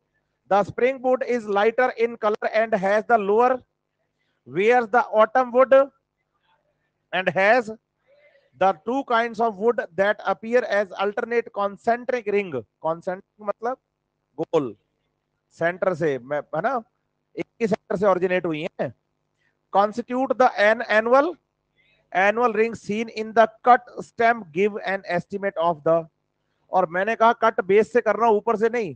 ऊपर से करो तो पता चले कि 15 साल के प्लांट को आप 5 साल का बता दो, क्योंकि उसमें उतनी एनुअल रिंग नहीं मिलेंगी, सबसे ज्यादा एनुअल रिंग बेस में मिलेंगी आपको, इसलिए कट ऑफ द स्टेम लिखा है तो बेस से, है ना। फिर बच्चा काउंटर पे आके मुझे पता क्या कहता है, अच्छा सर स्टेम को यहाँ बेस से काटा तो इससे बढ़िया तो रूट से काट लेते, रूट तो और भी नीचे है। बोलो रूट में एनुअल रिंग बनती नहीं। पूछो क्यों? क्योंकि मिट्टी में ऑटम स्प्रिंग का कोई फर्क नहीं है, एटमॉस्फेयर में है। मिट्टी में तो सारा सीजन एक जैसा ही है, तो बोलो रूट में एनुअल रिंग नहीं बनती, स्टेम में बनती है। इसका मतलब स्टेम के बेस से और नीचे। हाँ आगे बढ़ो, हार्टवुड और सैपवुड की बात करते हैं। In old tree, old tree मतलब जब मैच्योर हो रहा है प्लांट, बूढ़ा हो गया है, the greater part of the secondary xylem is dark brown, मतलब अंदर वाला जो पार्ट है वो लगातार क्या होता जा रहा है? क्यों होता जा रहा है? Due to deposition of the organic compound like tannin, resin, oil, gum, aromatic substance and, ऐसे बोलो प्लांट अपने सारे गम, सेंट्रल पार्ट में ले आता है, उसके ये काम के नहीं है, क्योंकि मेटाबॉलिज्म में बनने वाले ये वो सब्सटेंस हैं जो प्लांट के किसी काम नहीं आ रहे, इसलिए सेकेंडरी मेटाबोलाइट्स हैं, काम के होते तो वो मेटाबॉलिज्म में यूज कर लेता है इनको, तो वो अपने सारे गम कहाँ दे, बस वही आपको भी करना है। पूछो ऐसा क्यों? प्लांट में एक्सक्रीटरी सिस्टम नहीं होता ना बच्चे, हमारे अंदर तो है। सही है बात या नहीं? चलो आगे बढ़ते हैं। These substances make it durable and resistant to the attack of the microorganism and insects। बढ़िया है ये। हम कहते हैं भाई ये लकड़ी बहुत क्वालिटी पे बढ़िया है, दीमक नहीं लगती इस पे। सही बात है। This region comprises dead element with the highly lignified wall is called as the heartwood does not conduct water। इसमें से कंडक्ट नहीं हो सकता क्योंकि अंदर वाली कैविटी तो भर गई, हाँ या ना? Does not conduct but it give the mechanical support to the peripheral region of the secondary xylem is lighter in color and is known as it is involved in the conduction of water and mineral from the। एक यहां से बात by default याद कर लो, पूछो क्या? बोलो secondary xylem और सेकेंडरी फ्लोयम ही फंक्शनल होते हैं, मतलब न्यूली फॉर्म जाइलम और न्यूली फॉर्म फ्लोयम ही फंक्शनल होता है। मतलब ये नहीं है कि जाइलम पुराना बचा हुआ है तो वो फंक्शनल है, बोलो ना, उसमें तो मटेरियल डिपॉजिट हो गए। जो नया जाइलम बना है ना बाहर की तरफ पेरीफेरी की तरफ, फंक्शनल केवल वही है, अंदर वाला जाइलम थोड़ी फंक्शन कर रहा है, उसमें तो मटेरियल डिपॉजिट होने की वजह से मर गया वो, मतलब डिपॉजिट होने की वजह से उसकी कैविटी बंद हो गई, इसका काम तो केवल मैकेनिकल सपोर्ट है। तो working xylem newly form xylem, working phloem newly form phloem, old xylem का क्या हुआ? हार्टवुड बन गया। यहां तो कोई प्रॉब्लम किसी को हो तो खड़े हो? तब भी तो रिंग तो बनती डिपोजिशन की वजह से ही है। हाँ हाँ, तो हार्टवुड में मटेरियल के डिपोजिशन की बात ही तो चल रही है। मटेरियल का डिपोजिशन कम क्योंकि मेटाबॉलिज्म ज्यादा था, तो कैसी बनी? लाइट कलर की। और मटेरियल का डिपोजिशन ज्यादा क्यों? क्योंकि ऑटम में मेटाबॉलिज्म कम था तो वेस्ट क्या था? ज्यादा था, तो डार्क बन गई रिंग। बढ़े भाई आगे? चलो आगे चलते हैं। देखो अभी हुआ नहीं है, टॉपिक बाकी है। घड़ी देख रही है तू? मैथ्स में स्पेशल डाइट है आज, है ना? हाँ, तभी घड़ी देख रही है बार बार कि भाई कितने बजे तक छोड़ेंगे सर। मैंने कहा ना 1:40 पे। एक दिन 20 मिनट एक्स्ट्रा दे सकते तुम मुझे? नहीं दे सकते, तभी तो दुखी हो तुम। अच्छा 3 बजे तक ले लूं? ठीक है।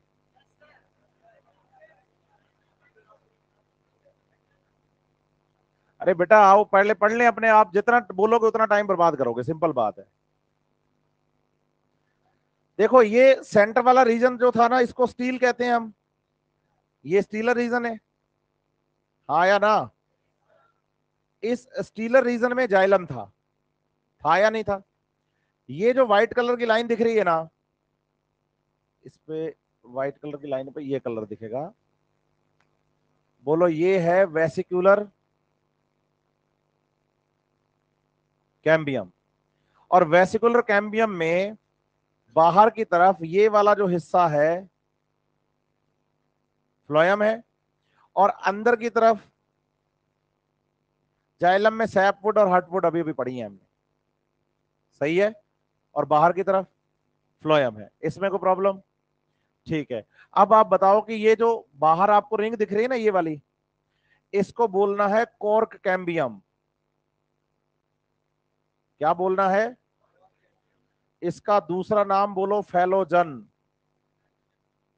होता क्या है कि जैसे हम प्लांट में बात करते हैं कॉर्टेक्स की, तो स्टेम के कॉर्टेक्स में 3 पार्ट होते हैं। बोलो कौन कौन से? बोलो, एक होता है हाइपो, एक होता है रियल, और एक होता है। सही है?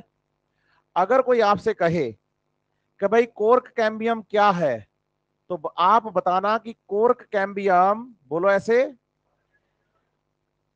सेकेंडरी मेरिस्टेम है जो कि डी डिफरेंशिएशन ऑफ हाइपोडर्मिस से बनता है। मतलब आपसे कोई पूछे ना कि भाई प्लांट स्टेम में कोर्क कैम्बियम कहां से बनी, तो कुछ कह रहा था मुझे, है बेटा? एसी की, अच्छा भाई एसी ऑन करवाने को बोल है बेटा, फैन ऑन करें, टेम्परेचर कम करना है भाई, ठंड लग रही है।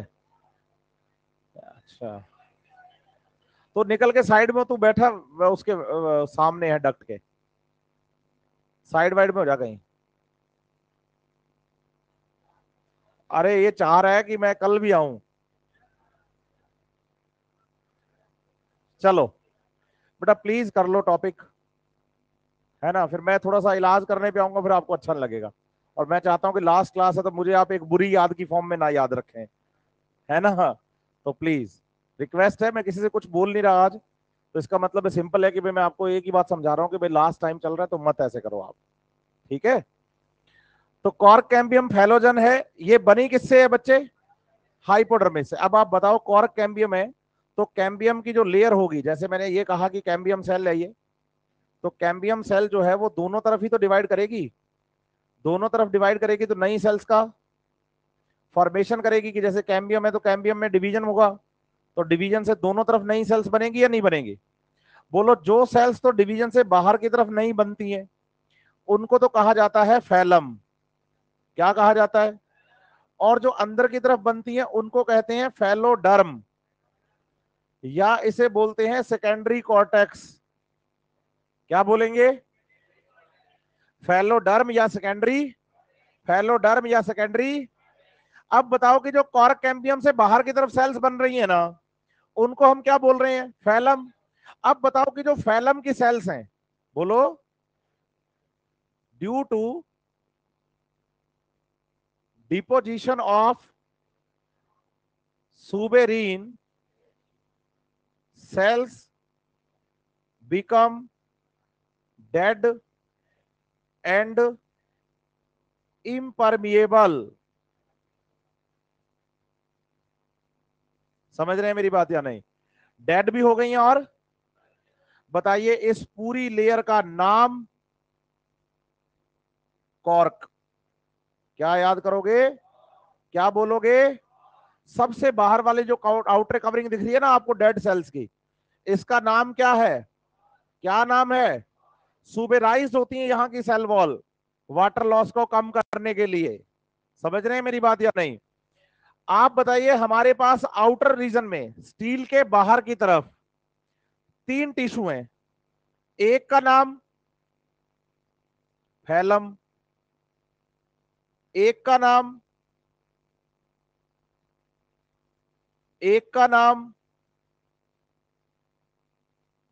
सही है, और बोलो तीनों को मिलाकर पेरिडर्म कहते हैं। तो पेरिडर्म में कितने टिश्यू, इनमें से डेड एक है फैलम, फैलम में क्या हो गया, सुबेरीन का डिपोजिशन, और सुबेरीन डिपोजिशन से इम्परमेबल टू वाटर, ये क्या करते हैं, वाटर लॉस को बचाते हैं, क्या करते हैं, और उस रीजन को हम क्या बोल देते हैं, कॉर्क, क्या कह देते हैं।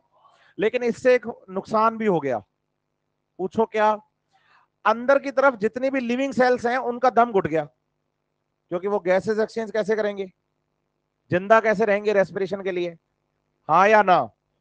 तो आप बताइए कि जब ये फैलोजन, जिसको कि हमने कॉर्क कैम्बियम कहा है, क्या कहा है, ये जो कॉर्क कैम्बियम है जिसको हमने दूसरा नाम क्या दिया है, जब ये डिवीजन करती हैं तो डिवीजन के दौरान फैलम वाली साइड में, मतलब आउटर साइड में कुछ पैरेनकाइमा सेल्स का फॉर्मेशन करती है, स्पेशलाइज्ड पैरेनकाइमा सेल्स हैं, इनको कॉम्प्लीमेंट्री सेल्स कहा जाता है।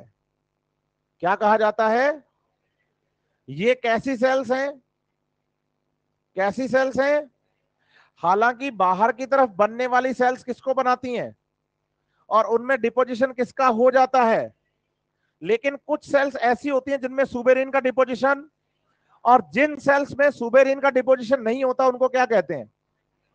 और लगातार कॉम्प्लीमेंट्री सेल्स के नंबर बढ़ने से, बोलो ऐसे, कॉर्क फट जाता है, रैप्चर हो जाता है, और जिस जगह से ये कॉर्क क्या हुआ है, इसे कहते हैं, बोलो लेंटिसेल, क्या कहते हैं, और इसका काम है, बोलो गैसियस एक्सचेंज करना। हालांकि ये ट्रांसपिरेशन भी करता है लेकिन बहुत कम, निग्लिजिबल, 0.1 to 1%। हाँ या ना? सबसे ज्यादा ट्रांसपिरेशन लीफ से होता है। यस और नो? आपने सूखा हुआ वो देखा है स्टेम, ड्राई सा बाहर से, मतलब लिविंग प्लांट का बाहर से स्टेम देखो सूखा सा दिखता है आपको, पपड़ी सी होती है ऊपर ड्राई ड्राई, बीच में होती है दरारें। जो ऊपर पपड़ी सी है ड्राई ड्राई वो तो है कॉर्क, है ना? और बीच में दरारें, वो दरारें क्या है? और बोतल कॉर्क यही होता है। बच्चा कहता है फिर बोतल कॉर्क पे नॉर्मल लकड़ी का कॉर्क भी तो लगा सकते हैं। लगाने से नुकसान है। पूछो क्या? नॉर्मल जो लकड़ी होती है ना बच्चे, उसमें जो सेलवोल होती है वो तो पानी के लिए परमेएबल है। तो बोतल का जिसका कॉर्क आपने लगाया अगर वो ऐसे टेढ़ी हो गई और पानी बाहर भी निकल सकता है। लेकिन जो सुबेरिन होता है वो परमेबिलिटी क्या कर देता है? खत्म कर देता है। तो सुबेराइज होती है कॉर्क की जो वुड होती है, लकड़ी जो होती है, इसलिए सुबेराइज होने की वजह से वाटर का क्रॉस, इसलिए कॉर्क, बोतल कॉर्क इसी कॉर्क का बनाया जाता है, बाहर वाले का। क्लियर है बात आपको? हाँ या ना? शुरुआती दिनों में जो बार्क बनती है ना जल्दी, बोलो वो सॉफ्ट बार्क होती है। कभी आपने, क्या हो गया? जा, बैग भी ले जा। क्या कह रहे हैं? हाँ हाँ, चल चल। सिंपल बात समझो आप, कि आपको ये बताना है कि जैसे एक न्यूली फॉर्म स्टेम होता है, प्लांट है, उसके बाहर भी ब्राउन कलर की लेयर होती है, लेकिन वो है तो बाहर की तरफ बार्क कॉर्क लेकिन सॉफ्ट है। अगर आप ऊपर से उतारो सिल्क पूरा निकल आता है। लेकिन जो बड़ा स्टेम है ओल्ड ट्री का है, उसमें तो पपड़ी उतरती है। वो जो पपड़ी उतरती है वो कॉर्क की डेड सेल्स की लेयर होती है। अब एक शब्द मैंने बोला बार्क, क्या बोला? एनसीईआरटी से पढ़ोगे तो एनसीईआरटी कहती है नॉन टेक्निकल टर्म। आप बताइए, ये क्या थी अंदर? Vascular cambium. इस वेस्कुलर कैम्बियम के बाहर की तरफ जितना भी टिश्यू है, बोलो फ्लोयम, फैलम, फैलोजन, फैलम, इसे फैलोडर्म। तो बोलो फ्लोयम, फैलोडर्म, फैलोजन और फैलम, सारे टिश्यू एक साथ बार्क। एनसीईआरटी ने इसलिए इसको क्या बोला? Non technical term. क्या बोला? क्योंकि बार्क किसी एक टिश्यू या एक स्ट्रक्चर का नाम नहीं, मल्टीपल स्ट्रक्चर्स का एक साथ नाम है। पुराने टाइम में बार्क को पढ़ते थे कि भाई जो बाहर की तरफ फैलम होता है ना, ये बार्क है। लेकिन आज लेटेस्ट स्टडीज ये कहती हैं कि बार्क ये नहीं, बार्क ये पूरा ही है। इसलिए याद करो, ट्रांसपोर्ट इन प्लांट में जब मैं गर्डलिंग एक्सपेरिमेंट या रिंगिंग एक्सपेरिमेंट पढ़ा रहा था आपको, तो मैंने बार्क रिमूव करी थी रिंग की फॉर्म में, और मैंने कहा जब बार्क हटाते हैं तो फ्लोएम भी हट जाता है। जब बार्क हटाते हैं तो, क्योंकि जाइलम इसके वेस्कुलर कैम्बियम के बाहर का टिश्यू है तो उसमें तो फ्लोएम भी ऐड हो गया। हाँ या ना? यस और नो? समझ आई बात या नहीं? सेकेंडरी ग्रोथ देखो, फिर एनसीईआरटी से आगे पढ़ते हैं। स्टील तो डेड हो गया ना पोर्शन बाई सेकेंडरी ग्रोथ के बाद, उसमें तो मेटल डिपॉजिट हो गया, हार्टवुड हो गई अब तो वो। अरे स्टील तब तक था जब तक उसमें सब कुछ था, पिथ पिथ पैरेन्काइमा जाइलम फ्लोएम सब। अब तो कुछ बचा ही नहीं, अब तो हार्टवुड हो गई, अब काय का स्टील रहा? अब तो मैं कह रहा हूं स्टीलर रीजन, स्टील थोड़ी बोल रहा हूं।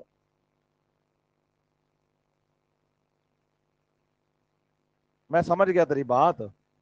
ये कह रहा है कि जो स्टील है ना, स्टील, उसमें भी तो मल्टीपल टिश्यूज हैं, तो उसको नॉन टेक्निकल टर्म क्यों नहीं कह रहे हम? सही है बात या नहीं?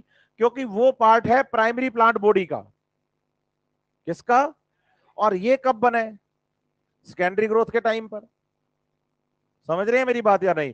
तो प्राइमरी प्लांट बॉडी में किसी भी टर्म को हम नॉन टेक्निकल नहीं कह रहे, क्योंकि हमें सबका पता है कि क्यों बनाया है। समझ रहे? तो जो नॉन टेक्निकल टर्म लिखी है वो सेकेंडरी ग्रोथ के लिए लिखी है, प्राइमरी ग्रोथ के लिए आगे बढ़ो। कॉर्क कैम्बियम पढ़ते हैं। As the stem continue to increase in the girth due to the activity of the vascular, the outer cortical and epidermis layer get broken and need to be replaced to provide the new। बात चल रही है इसकी।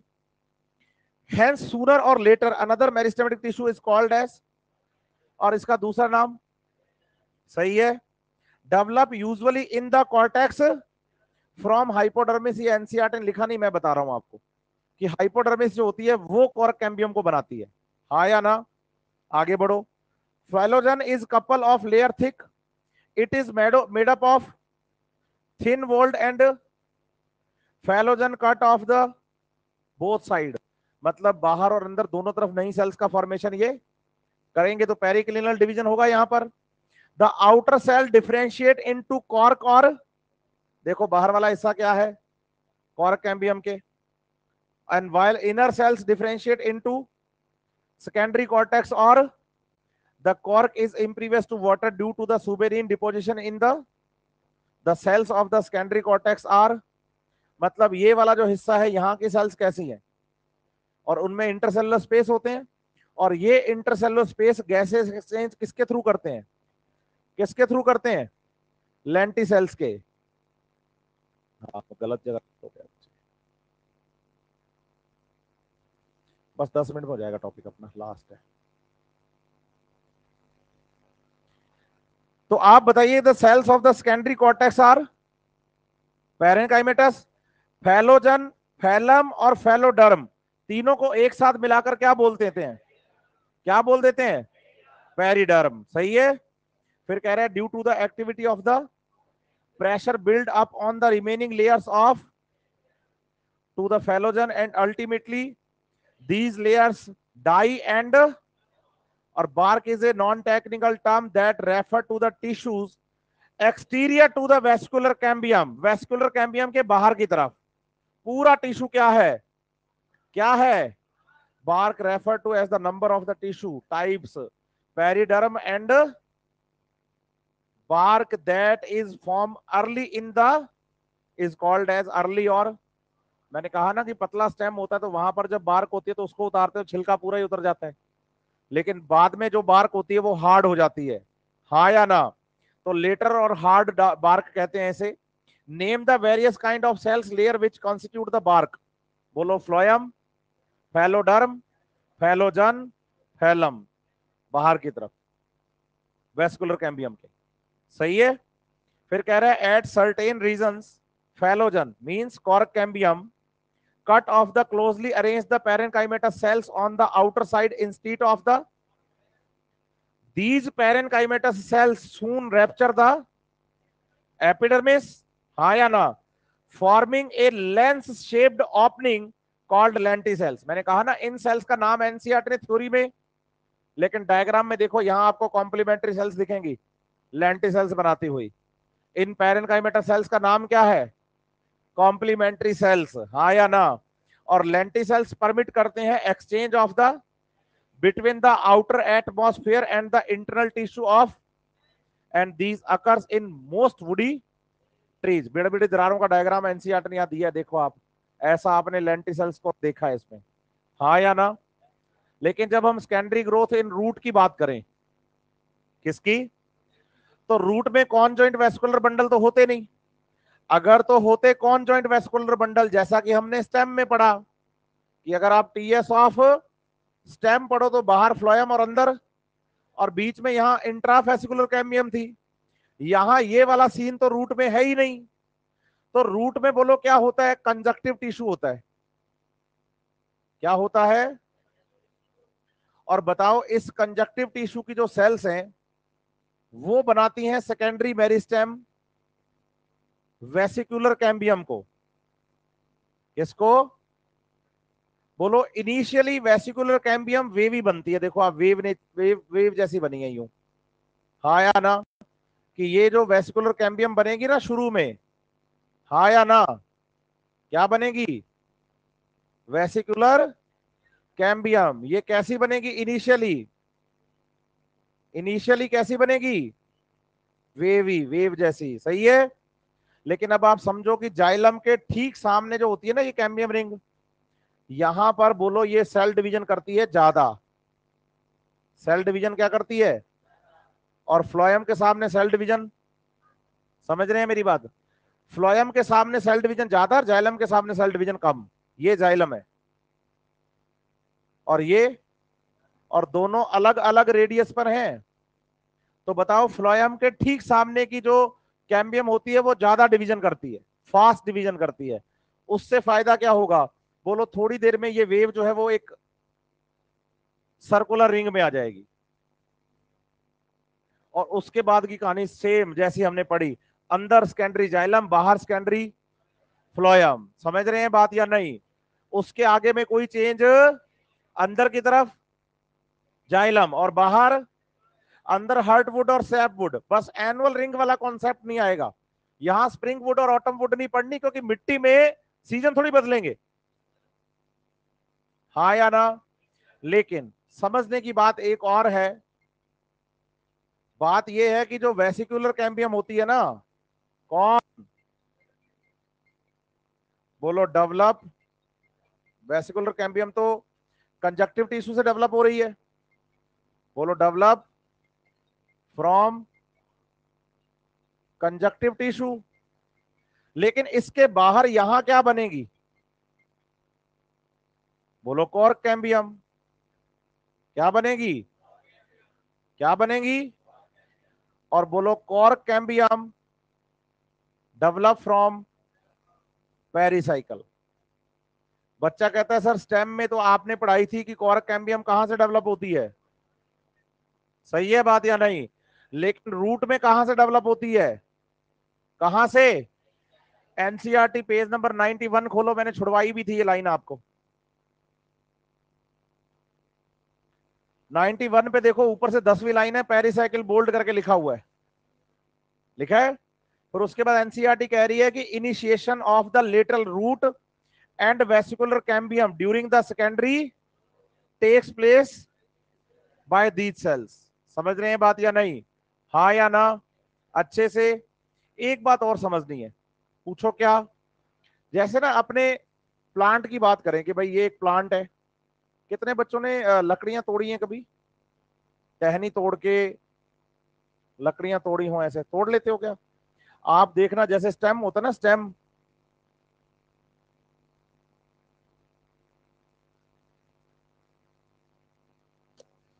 बताओ, इसने मेरे को सिर्फ यहीं यहीं से देखा है, नीचे से नहीं देखा। अभी अमित नाम का बच्चा मुझे कह रहा है कि आप दिलजीत दोसांझ लगते हो, तो उसने नहीं नहीं, उसने क्या नीचे से देखा नहीं है मुझे, उसको केवल मैं यहीं यहीं तक दिखता हूँ।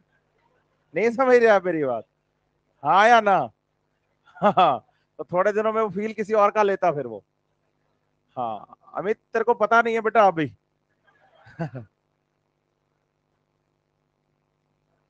हाँ ऑफलाइन आएगा तो पता चलेगा। इधर देखो मेरी बात सुनो, ये क्या है, स्टेम, और ये क्या है, सही है बात या नहीं? स्टेम और रूट में एक बात का ध्यान रखना कि भाई जो पेरिसाइकिल है ना, यहां कौन है, इस पेरिस से लेटरल रूट बनती है। इसका मतलब जो लेटरल रूट होती है ना, मेन रूट पर बाहर की तरफ, उनका ओरिजिन, बोलो उनका एंडोजीनस होता है। लेकिन जब हम बात करते हैं स्टेम की, तो स्टेम पर बताओ, यहां एक स्ट्रक्चर होती है जिसका नाम है नोड। क्या नाम है? और नोड पर एक स्ट्रक्चर लगेगी लीफ, और यहां प्रेजेंट होती है एक्सिलरी बर्ड। क्या बर्ड होती है? और इस एक्सिलरी बर्ड से ब्रांच बनती है, हाँ या ना? तो बताओ कि स्टेम पर जो ब्रांच बनती है वो कैसी बनती है, कैसे बनती है? इसीलिए स्टेम पर जब ब्रांच होती है तो उसको पकड़ के यूं खींच दो, टूट जाती है, अलग हो जाती है, ऐसे दोनों, मेन स्टेम और उस पर ब्रांच पकड़ के यूं खींच देते हैं नीचे की तरफ, तो अलग हो जाती है। रूट को कभी करके देखना, हाँ सेकेंडरी रूट को पकड़ के प्राइमरी रूट से अलग करके देखना, जोर आ जाएगा। पूछो क्यों? क्योंकि डेवलपमेंट कहां से हुआ है, बिल्कुल अंदर से। समझ रहे हैं बात, हाँ या ना? अच्छे से, बिल्कुल। आगे बढ़े, ये देखो मैं पहले सही लिख रहा था, गड़बड़ कर दी मैंने। यहां बताओ कि जो वेस्कुलर कैम्बियम है वो कहां से डेवलप हो रही है, यहां पर कंजक्टिव टिश्यू और पेरिसाइकिल दोनों से, बोलो ऐसे, कंजक्टिव टिश्यू और पेरिसाइकिल की सेल्स दोनों से डेवलप होती है। रीजन बताता हूं मैं, क्योंकि यहां पर क्या है कि आप देखो कि वेव नेचर है, तो जहां जाइलम इधर है ना, वहां पर तो कंजक्टिव टिश्यू होगा नहीं, यहां पर क्या होगी,